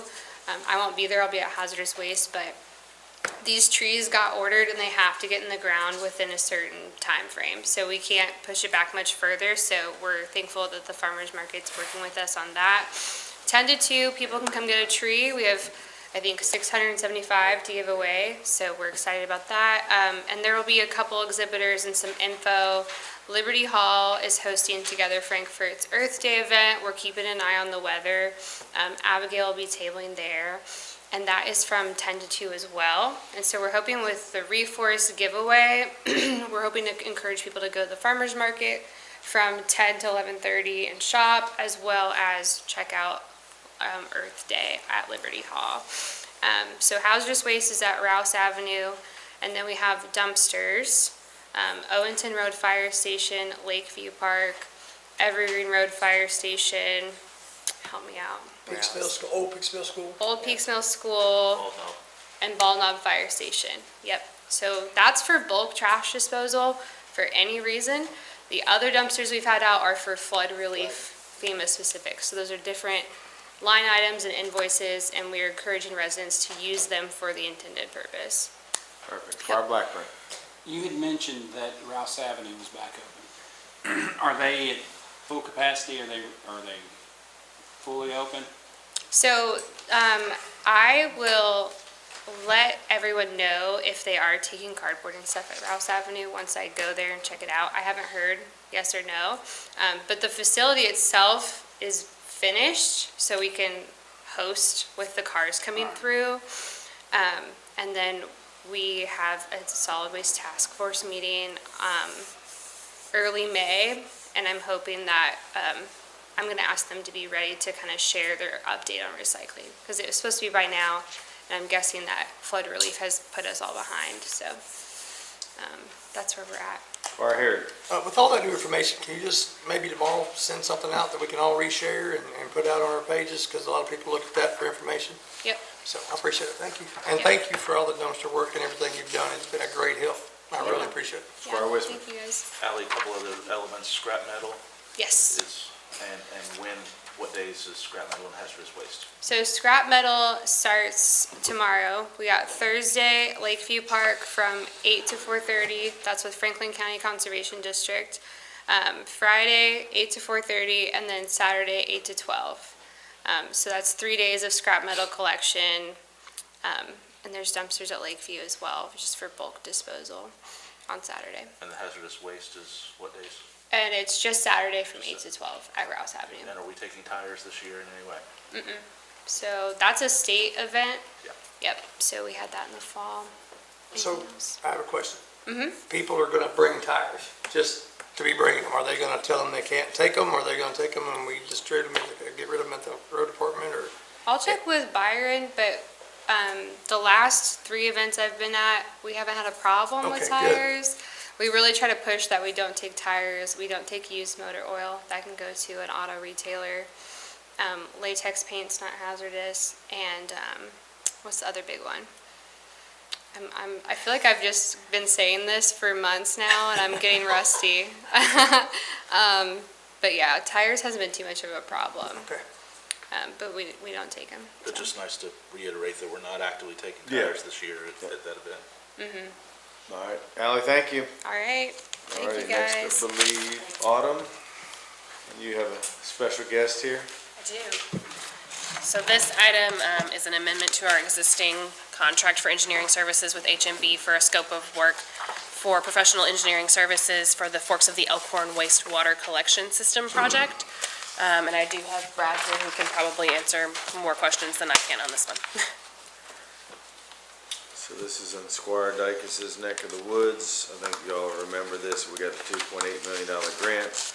We have a couple of individual people who are gonna put some money towards this project also. Brad, what am I missing? Anything? No? So your fee here, or I'll ask Autumn, that's part of the overall project when it was budgeted, right? It is originally the budget. Why don't you come on up, because the microphone, I'm gonna get in trouble if you don't come up. So originally, the grant application was for, I'm not sure if the application was for 2.8, but that's what was awarded from the General Assembly. And that did include this design fee and several other aspects of the project, including construction. But as you noted, it didn't cover the full cost of the construction. Yep. So there's some components that the city has agreed to fund. We have, I think we're in the process of finalizing that interlocal agreement with them, or assistance agreement. If it's not final already, I apologize. Not sure. And then we also have some private contributions from a couple property owners in the area that we're intending to work on their own private sewer systems, and they're going to take that money and invest it in a larger project. Thank you. Squire Sebastian has her hand up. Thank you, Judge. Thanks so much for coming. Sure. I'm over on the work order. Yep. Looking at that and kind of looking at the fees. So there are a couple of things in there, and I'm just kind of wondering about that. If, looking at this overall scope, it's probably about 20% of the project, somewhere in there, rough math. And there are a couple of things like advertising, and then there's another one for funding administration. So can you talk to us a little bit about what the funding administration, because as I understand it, my assumption is the funds come to the fiscal court. Are you all administering this on behalf of the court, or just so I understand? Funding administration was most likely grant compliance. There's a lot of reporting that you have to do because this is a grant that's coming through the Kentucky Infrastructure Authority. So there's a lot of reporting. It's basically just assistance with that reporting. It's what you would sometimes contract with an ad district to do. But we regularly provide those services to our clients on these wastewater projects as part of the project. And the ad did reach out. They were really hungry to get this part of it, but then after talking to HMB and Belinda, we said, we can handle this one ourselves without paying another person to do it. So basically, I think Belinda's gonna be helping too. So a lot of it is their support. Yep, Yeah. because that's Gotcha. ultimately where it goes, I understand. Yeah. And I think that's a good thing. Yeah. So I appreciate us being Now, able to share that story. we are gonna let the ad continue, Farmdale project, because they've been on that so long. I understand. And it takes all hands on deck on that one, but that one's getting close also. Yes, sir. So, yeah, hopefully Thank next month or two we'll be coming with that one. Thank you. Yep. Sure. Anything else? Thank you very much. Not a problem. Okay, Autumn, I'm assuming you're gonna do this next one? Yes, I'm back for the next one. So the next item that you have is a second reading and approval of the ordinance amending the table of special ordinances, Section 1 zoning map changes of the Franklin County Code of Ordinances for a 2.94 acre property at 2440 Stedmantown Lane from an agricultural AG district to a rural residential RR district. The property is further identified as PVA map number 08300000037.02. We had a first reading last month, so I just asked for your approval. Yep, alrighty, so we didn't have much discussion last meeting, and I'm assuming we can only discuss what's in here, and I'm not gonna get anybody in trouble. Squire Blackburn. This is a weird issue. Do you have anybody calling you with concerns or? No, remember, Max, don't think asking that anymore. Oh, Only consider what was in the record. I got you. Planning commission. Did you learn that when I got in trouble last week? Come on, man. You mean for saying that you got no calls? Yeah. Kelly's gonna say she got no calls? Everything's good. Like that? So, while everyone's pondering this, I wanna thank Autumn and her team and planning and zoning. No. Sorry, I'm trying to rein everybody back in Just here. trying to. So let me change subjects. So changing the subject so we don't get in trouble. I want to thank Autumn and her staff because let me tell you, after this event, we really realized how important our electrical inspectors and our building inspectors have become. So as I think I said earlier, Greg Owens had to go out and condemn 6 houses.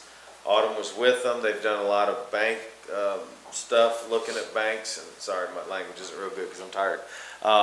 Marty and them. Marty even worked 8 hours on Saturday to get caught up on electrical inspection. So one of the things people didn't realize, if any of their breaker box or meter got wet, it would have to be replaced. So we had to set up a hotline. Autumn and I are going to do, we talked earlier, video tomorrow because now one of the things we just remembered or figured out is if anybody's ready to rebuild, they have to go to Division of Water first because they're all in the floodplain. And there's paperwork to be done there. So we're gonna do a little video tomorrow. So long story short, planning and zoning has been clutch in this whole process as we kind of slowly are gonna start rebuilding people's homes and areas. So it's been a lot of work on them. So I just want to say thank you to you and your team because y'all have done a very, very good job. Thanks, they're doing a great job. Squire West. Judge, since you're on it, there's been a little bit of a rumor mill going about, the electrical inspection process and what that means if your electric's off for over 30 days and bringing everything up to code at that point and so on. Since you're mentioning it already, could we specify here just a little bit about that process and what the expectations are right now? I've had several people in Bell Point area specifically really concerned about what that's going to mean to them in the long run here, that, and some aren't quite to that point of even being able to address that situation yet. They're still cleaning And out. I think a lot of those have to do with how much water was actually in the homes, if it went over the plugs, you know, if it got into the wiring. A lot of the boxes, especially in, you know, out in the county and down in South Frankfurt, they're in the basement, so that's an easy one, because we know those were all hammered, you know, so I think there's a questionnaire when they call that hotline, things to, you know, the person answering the phones there is literally around the clock. They're answering the phones or answering a bunch of questions, and then, Autumn, what am I missing on this? I mean, there's some things that they're probably gonna have to look at. I think that maybe that questionnaire may change going forward a little bit, because we're kind of getting into a different phase of things, whereas, you know, with the first turning folks back on, it was folks who had a smaller amount of water, maybe, and less damage. But as we're getting to those folks who had a huge amount of water and a huge amount of damage, there are other safety aspects and other reconstruction aspects to take into account before the electrical can come back on. And all those moving parts and going through that permitting process with the state and with us and with building permits and all of that. So we're gonna really work hard on trying to figure out sort of how that order of operations all works out. I'm not familiar with the 30-day requirement, so that would be something I would defer to Marty on. So that's something we'll look into for sure. We are gonna waive all fees during Yes. this time, so we can try to get people up and going. We don't wanna kick them while they're down. So we are waiving all fees. Well, like earlier, Autumn, we talked briefly, somebody called to have an electrical inspection. They replaced their breakers, they're ready to go. Marty or Sonny went there, and the drywall was off, studs were barely there, wires hanging all over the place. So yes, they kind of did what they were supposed to do for the electric, but it didn't meet our building codes right now. So there's gonna be a lot of instances where I think the inspector's actually gonna have to go out and just say, you know, yeah, you all did what we asked you to do, but it's not up to building code yet. So, you know, there's gonna be a lot of gray areas, and I hate gray areas, but wouldn't you agree? Right, I think having like a large amount of like hot exposed wires, when there's no drywall and that kind of thing is something that's, you know, a major safety concern. And a lot of things, you know, when you use a licensed electrician to come out, they will know the codes, they'll know what it needs to be. They can tell you up front. They can tell you what's gonna pass, what's not gonna pass. So be sure to use that. I mean, you know, people are trying to save money, I understand, but electrical is something you don't want to fool with if you don't know what you're fooling with. So use a licensed electrician. Judge, is the plant board going to help out potentially with temporary service poles, you know, to get people operational at least to be able to work on their homes? Yeah, we have already done a handful of those if somebody opts to do that. Like I was down on Big Eddy 2 days ago, and the gentleman's thinking about just taking a house down and rebuilding, you know, up on stilts and stuff. And he asked that. He said, can I do a temporary pole? And just right before that, I saw him already, you know, half mile down the road, you know, putting a sticker on one where somebody was trying to rebuild their house. So yes, that is an option. Yes. Now, I don't know what plant board's doing. I don't know what their fees are. We haven't got into that. That's a complete separate deal. But as far as our side of it, yes, they will do temporary poles. Thanks, and I'll forward other comments to you all, but there's just the rumor mills began in one area that I'm trying to combat some of those concerns. Yep, So, thank you. they happen, especially in times like this. So, and that's why we're gonna go ahead and do a video tomorrow. We're gonna try to address as many things as we can moving forward. And I had a really good talk with Division of Water yesterday, and Franklin County is they know they're gonna try to get these things pushed out pretty quick, so it doesn't slow people down. So still part of the process. And I asked her if we could get around it, and she said no. Federal guidelines, so I tried. Judge, not specific to this zoning change request, but I have a question or a comment. I guess I would like to, you know, as an example, since we're on a zoning change, this is the largest map in this specific request that has maybe properties within, 6 or 8 adjoining parcels in either direction. For future zone changes, I'd really like to start seeing a map in the application that at least comes to the Planning Commission and us that looks at a much broader swath of area. Sure. There may be rhymes and reasons for lines and differentiations that include something that doesn't necessarily get seen when you zoom in. You know, why a residential area is where it is, maybe because it's a stream that's suddenly down just, you know, a couple parcels over. So if you could, if you start doing that, I'd appreciate it with all of these that makes applications. sense. So. Autumn, thank you very much. Amy, you. half a page here. I mean, you've just been waiting on this meeting, huh? I have. Wow, look at that. So if you'll remember back in February, Greg with Charles T. Mitchell came and presented our fiscal year ’24 audit. He forgot to include this. So he offered to come present it, but I told him I could do it. It's a compliance exam for our coronavirus state and local fiscal recovery funds. And Charles T. Mitchell says, in our opinion, Franklin County Fiscal Court complied. So, to our Sebastian. Thank you, Judge. Madam Treasurer, do you know, was this included with the cost of the other audit? Because I saw in here in the Yes. bills, there are two audits, Yes. Sheriff's Office and there's another audit, and I didn't know if this was Well, just separately priced. It was included in the Charles T. Mitchell invoice. Okay. Now, the state had to review Charles T. Mitchell's audit. So that's what that was That's what you for. see the state All right, for. I saw that in there, that's Yeah. separate, and I wasn't sure if it was Yeah. just for that or this. All right, thank you. All right, Amy, let's go ahead to the next one. So the next is, we had a 6-month CD for 1.5. That is the money set aside for Farmdale. That's ARPA money. In speaking with Belinda, they believe we can go ahead and invest that for another 6 months. So I'd like authorization to reinvest that for 6 months. All righty, next one. And the next is the quarterly report that has been filed with Department of Local Government, and that's just to show you that I have filed that.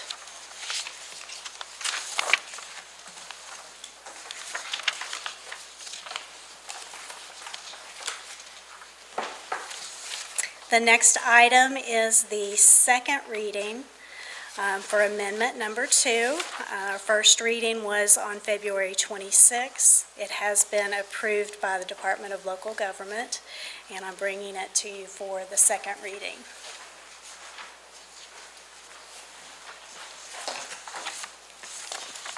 The next agenda item is the first reading of amendment number 3.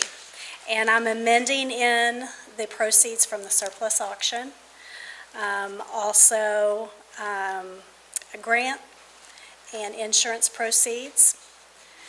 With this amendment, the budget for fiscal year '24-25 will increase by $359,000 and total $56.4 million.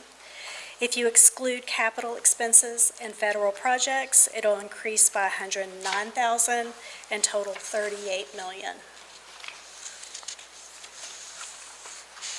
Okay.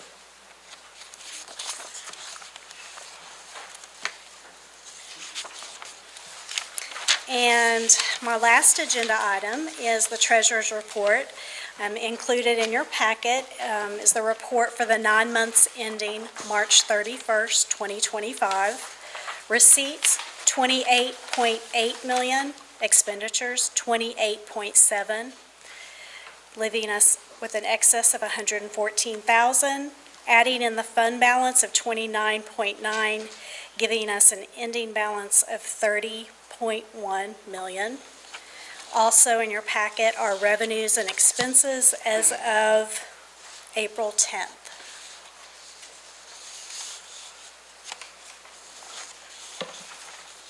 Any questions for Amy on any of these items, really?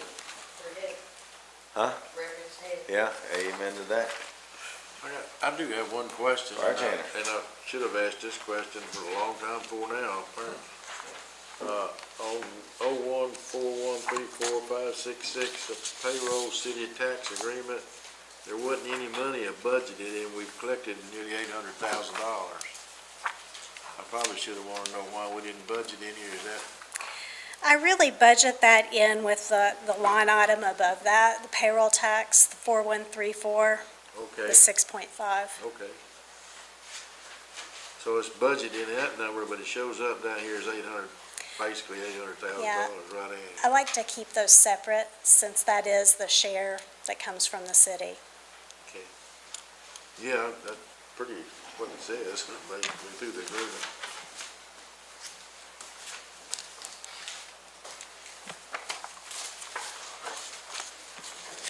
Amy, thank you. Thank you.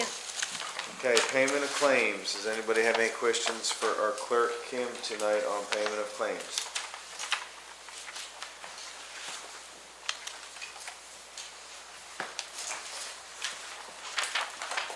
Alrighty, seeing none. Authorization to go into closed session per KRS 61.8101C. Discussions of proposed or pending litigation against or on behalf of public agency. Discussions or hearings which might lead to the appointment, discipline, or dismissal of an individual employee. Second. All those in favor say aye. Aye. All those opposed say nay. We are in closed session.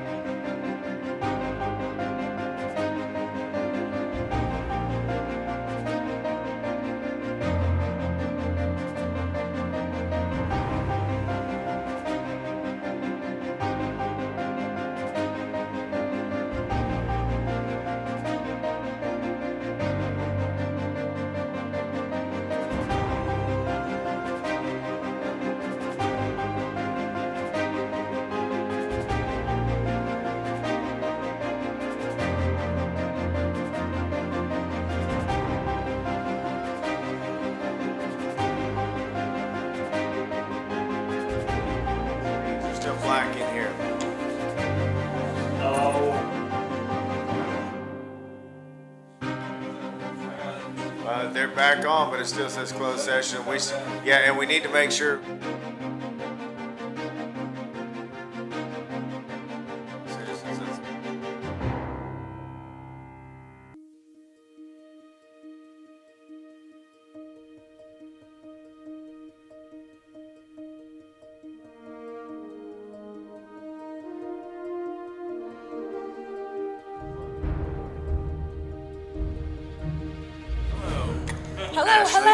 No, hold on, stop. Oh. Yes, motion to go back into open session. So, sorry, yeah, second. All those in favor say aye. All right, all those in favor say nay. We're open session. Okay, Ashley, you are at authorization to approve an appointment of a maintenance assistant. Does anybody have any questions on that with Ashley? About hiring a new person that our maintenance man wanted? Okay, seeing none. All right, next one. Judge, I'll just make a comment that, again, I think the position that's coming in at a salary that's too low, and I think it's imperative that we start to do this comprehensive study of our salary schedule that I've asked for time and time again. Okay. All right, next one, authorization for the reclassification of the road department to fleet manager. So it's an administrative assistant position currently. There is an incumbent that is in that role. That person has been in the role for just a little over a year now. And again, I just encourage you, when we're doing a reclassification, we want to focus on the position, not the person, right? So we won't necessarily be talking about that incumbent this evening. But the position has really expanded since this position started, from an administrative assistant role. That was, primarily, I don't want to say clerical, but support in nature for Duke, as well as, operations. There was some grant work involved with the role. The position entailed working on a database for managing the fleet, and that's really kind of how things kicked off and how the role started to expand. We additionally anticipate, as the road department takes on the servicing of more vehicles, fire trucks, other departments within the county, we definitely foresee this role expanding even more. So I did study the position.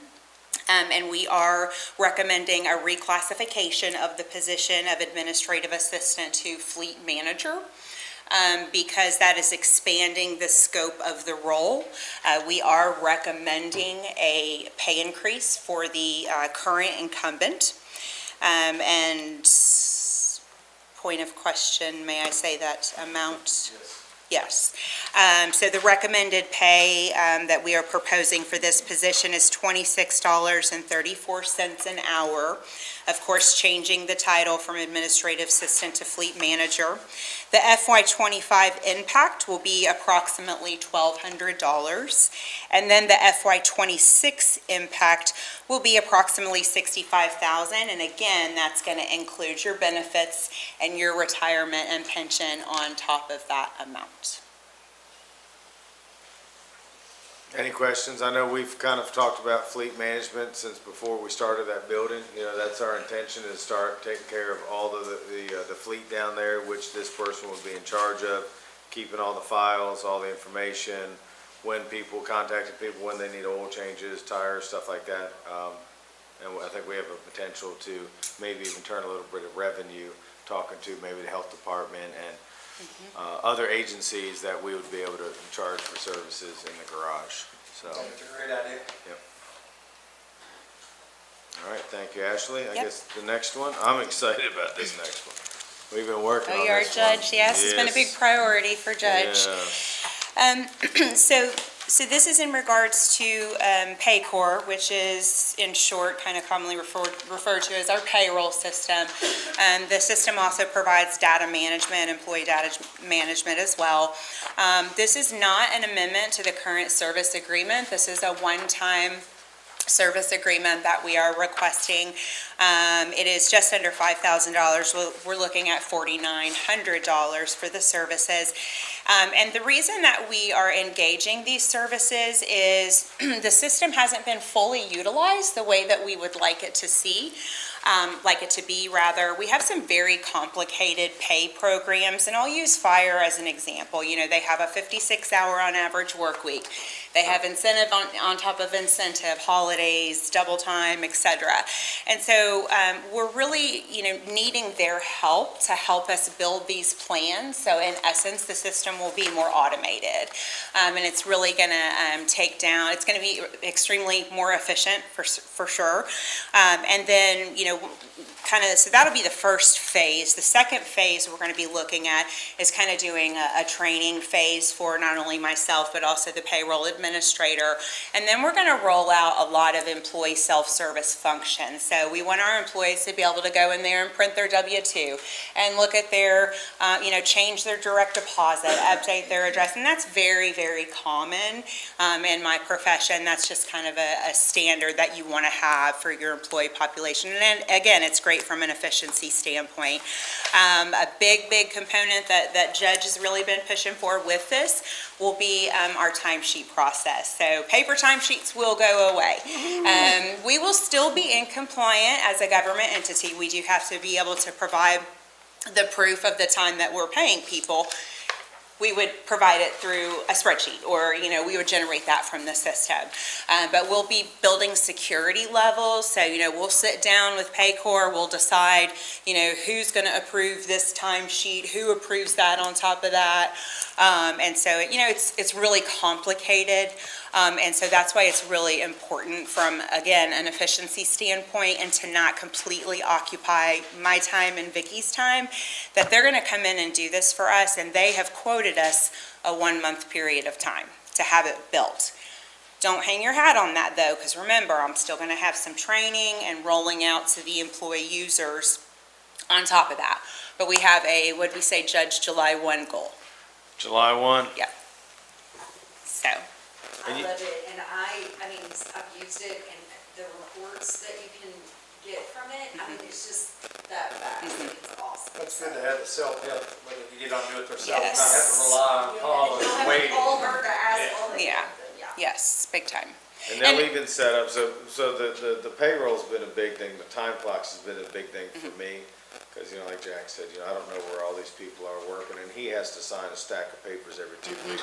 It's just a waste of time, it really is. So, but they'll set up the geofencing and everything, so let's say there's somebody in this building, I mean, they pretty much have to be in this building before they can clock in. So, they'll help set all that up also, right?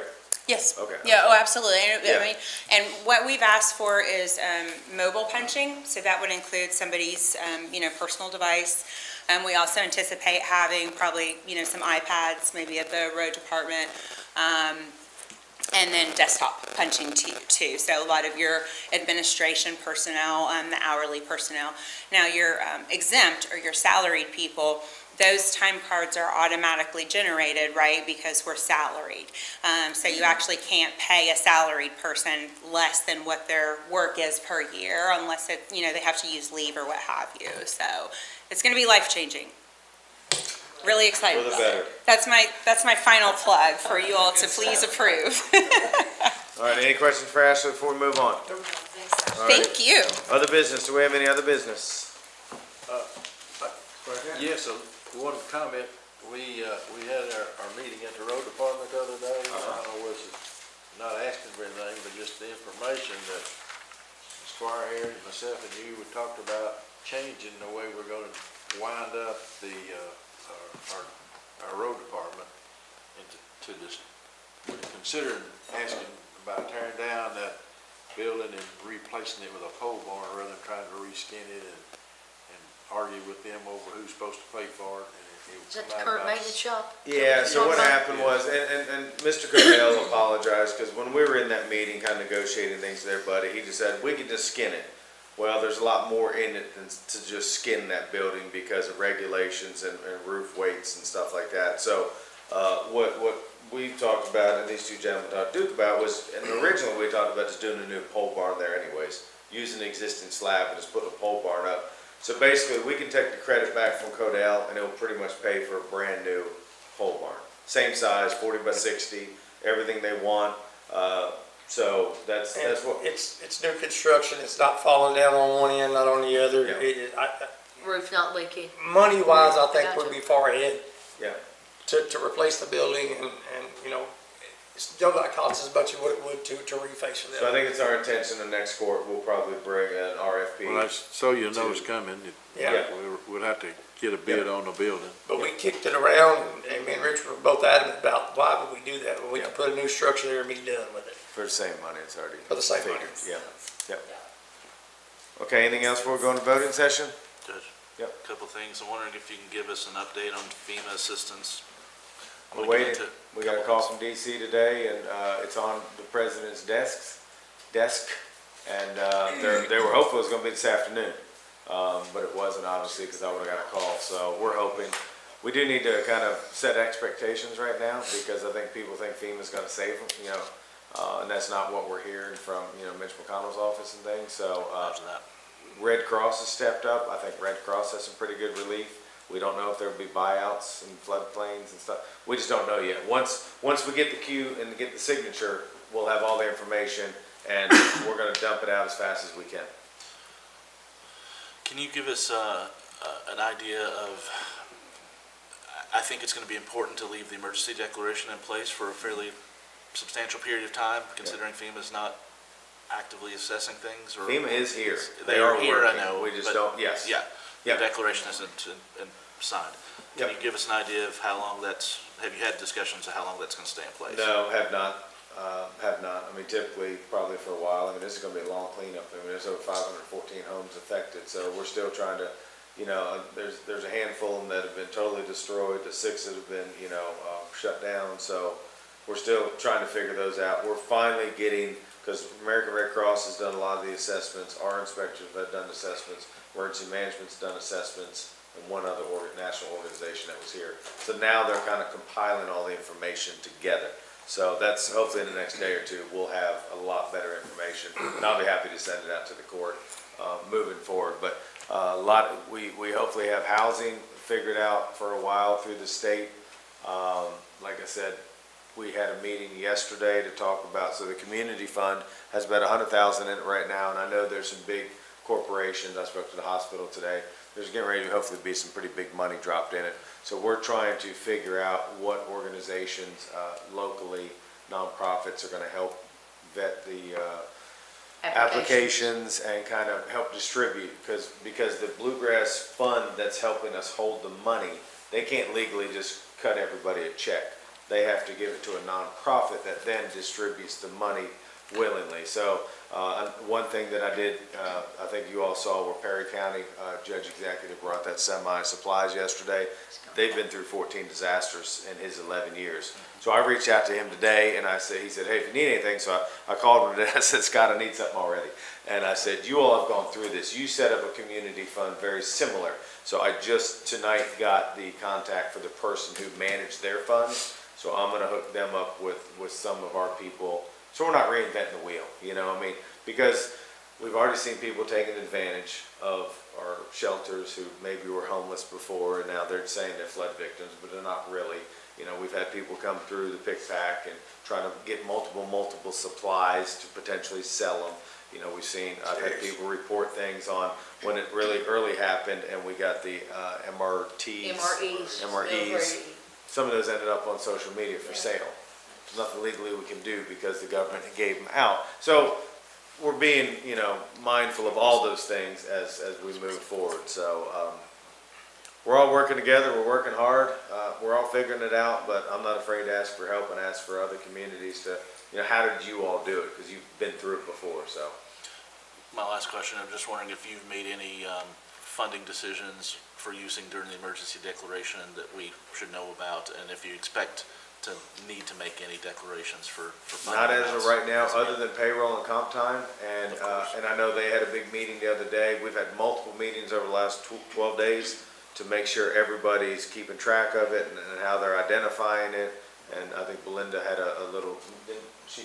you all had a meeting the other day just to reemphasize on every department head, if you're doing anything, or like today, we had a road department helping the city part of the day.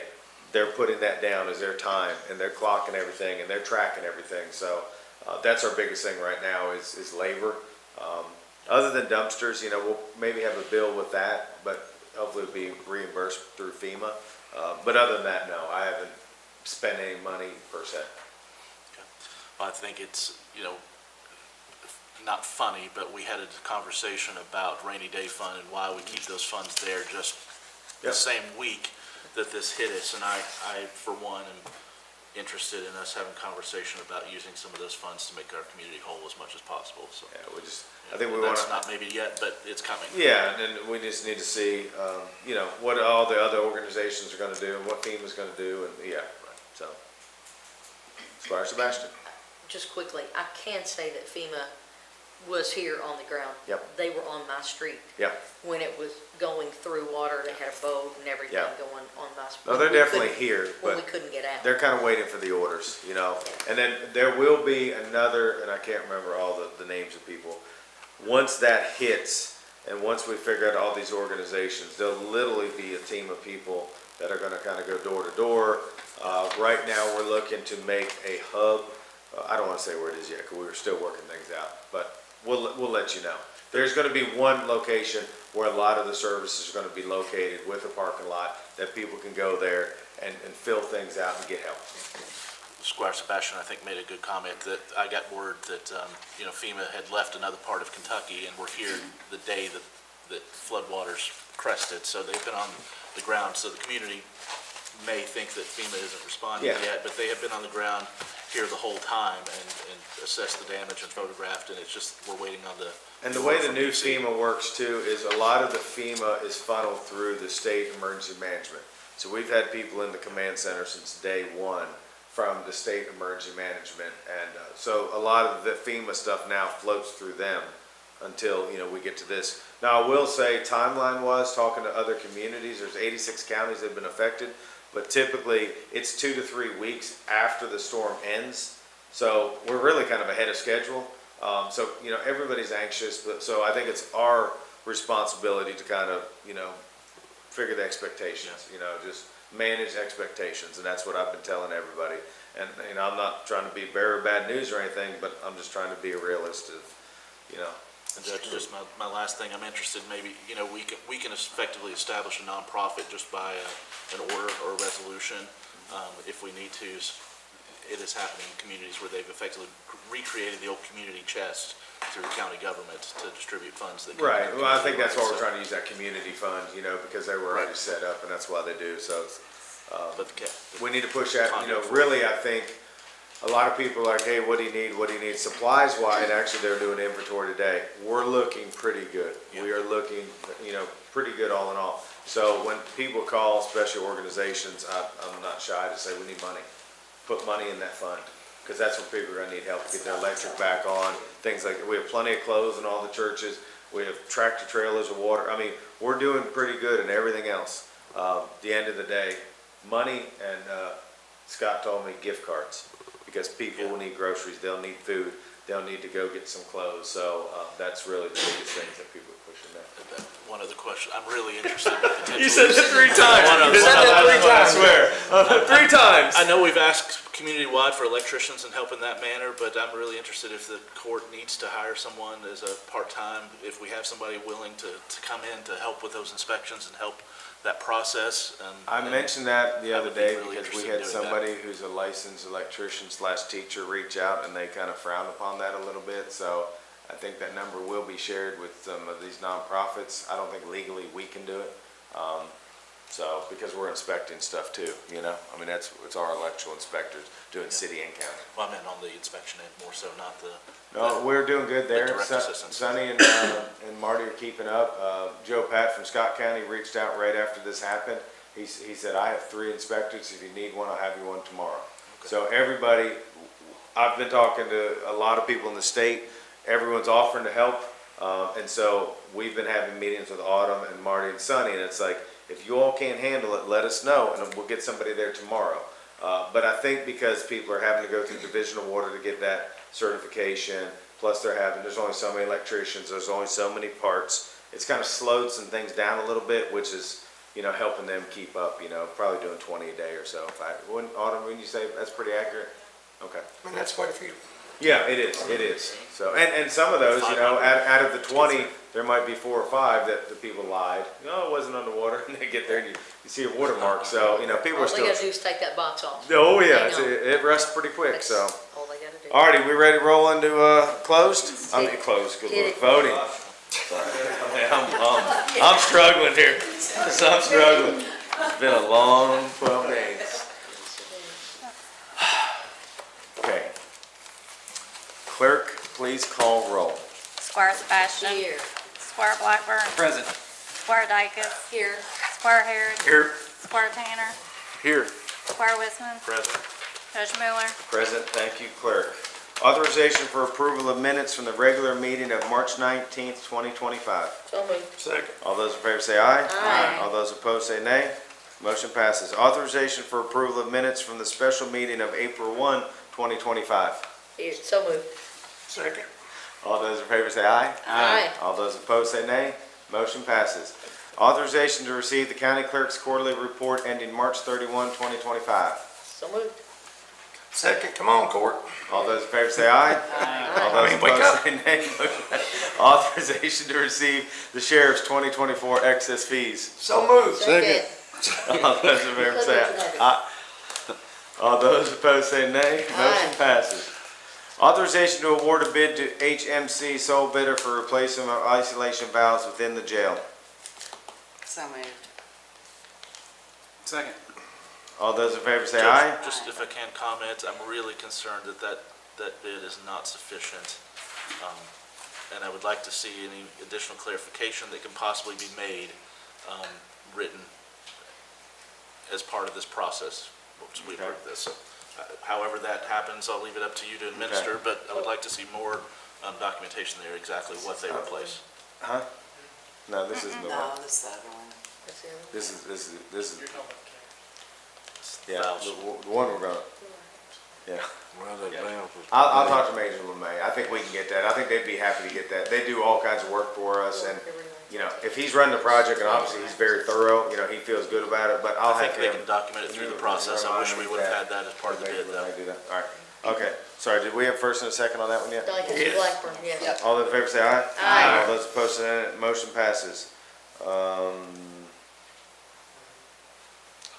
This one's good. No. This one's yes. The authorization to award a bid to Advanced Systems Technology, sole bidder for replacement of boards for the main control and control tower within the jail. So moved. Second. All those in favor say aye. Aye. All those opposed say nay.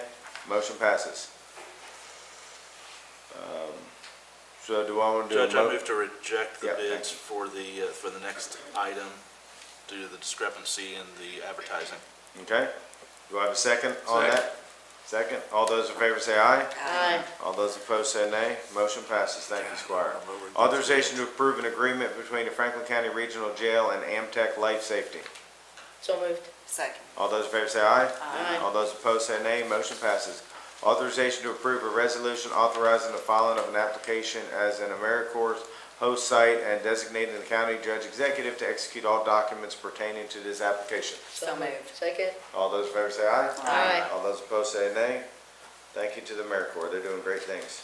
Authorization to approve an amended agreement with HMB Professional Services LLC for professional engineering services to add scope of work, project, and associated fee relating to the Forks of Elkhorn wastewater collection system project. So moved. Second. All those in favor say aye. Aye. All those opposed say nay. Motion passes.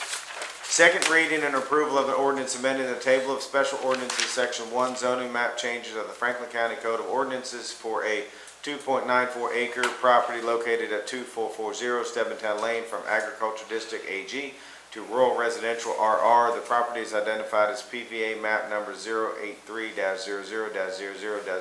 083-00-037.02. So moved. Second. All those in favor say aye. Aye. Opposed say nay. Motion passes.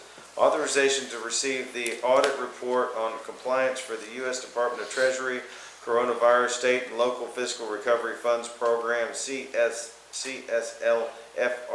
requirements for an alternative CSLFRF compliance examination engaged at the Franklin County Fiscal Court of the fiscal year ended June 30, 2024.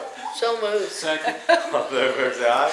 Aye. I didn't know that he's read. I felt like a run-on sentence. All those opposed say nay. Motion passes. Authorization to authorize the treasurer to open a certificate of deposit for $1.5 million for 6 months on behalf of the Franklin County Fiscal Court to improve investment earnings. So moved. Second. All those in favor say aye. Aye. All those opposed say nay. Thank you, treasurer, for making us money. Authorization to receive treasurer's quarterly report ending March 31, 2025. So moved. Second. All those in favor say aye. Aye. All those opposed say nay. Motion passes. Second reading and approval of amendment number 2 to ordinance number 4-2024 relating to budget for fiscal year 2024-2025. So moved. Second. All those in favor say aye. Aye. All those opposed say nay. Motion passes. This is the first reading of an amendment number 3 to ordinance number 4-2024 related to budget for fiscal year 2024-2025. No vote at this time. Vote will be in our next court meeting. Authorization to receive treasurer's reports. So moved. Did you get that, clerk? Yes. Do I have a second? Second. Okay. All those in favor say aye. Aye. All those opposed say nay. Motion passes. Payment of claim. Is there a motion to deny any claim? No motion was made. Let the record reflect claims are to be paid. Authorization to approve the appointment of Kristen Slayback as maintenance assistant. So moved. Second. All those in favor say aye. Aye. All those opposed say nay, and we welcome her to our team. Authorization to approve the reclassification of the administrative assistant position in the road department to the position of fleet manager. So moved. Second. All those in favor say aye. Aye. All those opposed say nay. Motion passes. Authorization to approve the amended agreement with Paycor to add scope of work, associated fee, and project for the re-implementation. So moved. Second. All those in favor say aye. Aye. All those opposed say nay. Motion passes, and I'm excited for that project to bring us into 2025. Authorization to adjourn. So moved. Second. All those in favor say aye. All those opposed say nay. We're adjourned. Thank you, Court. Good one.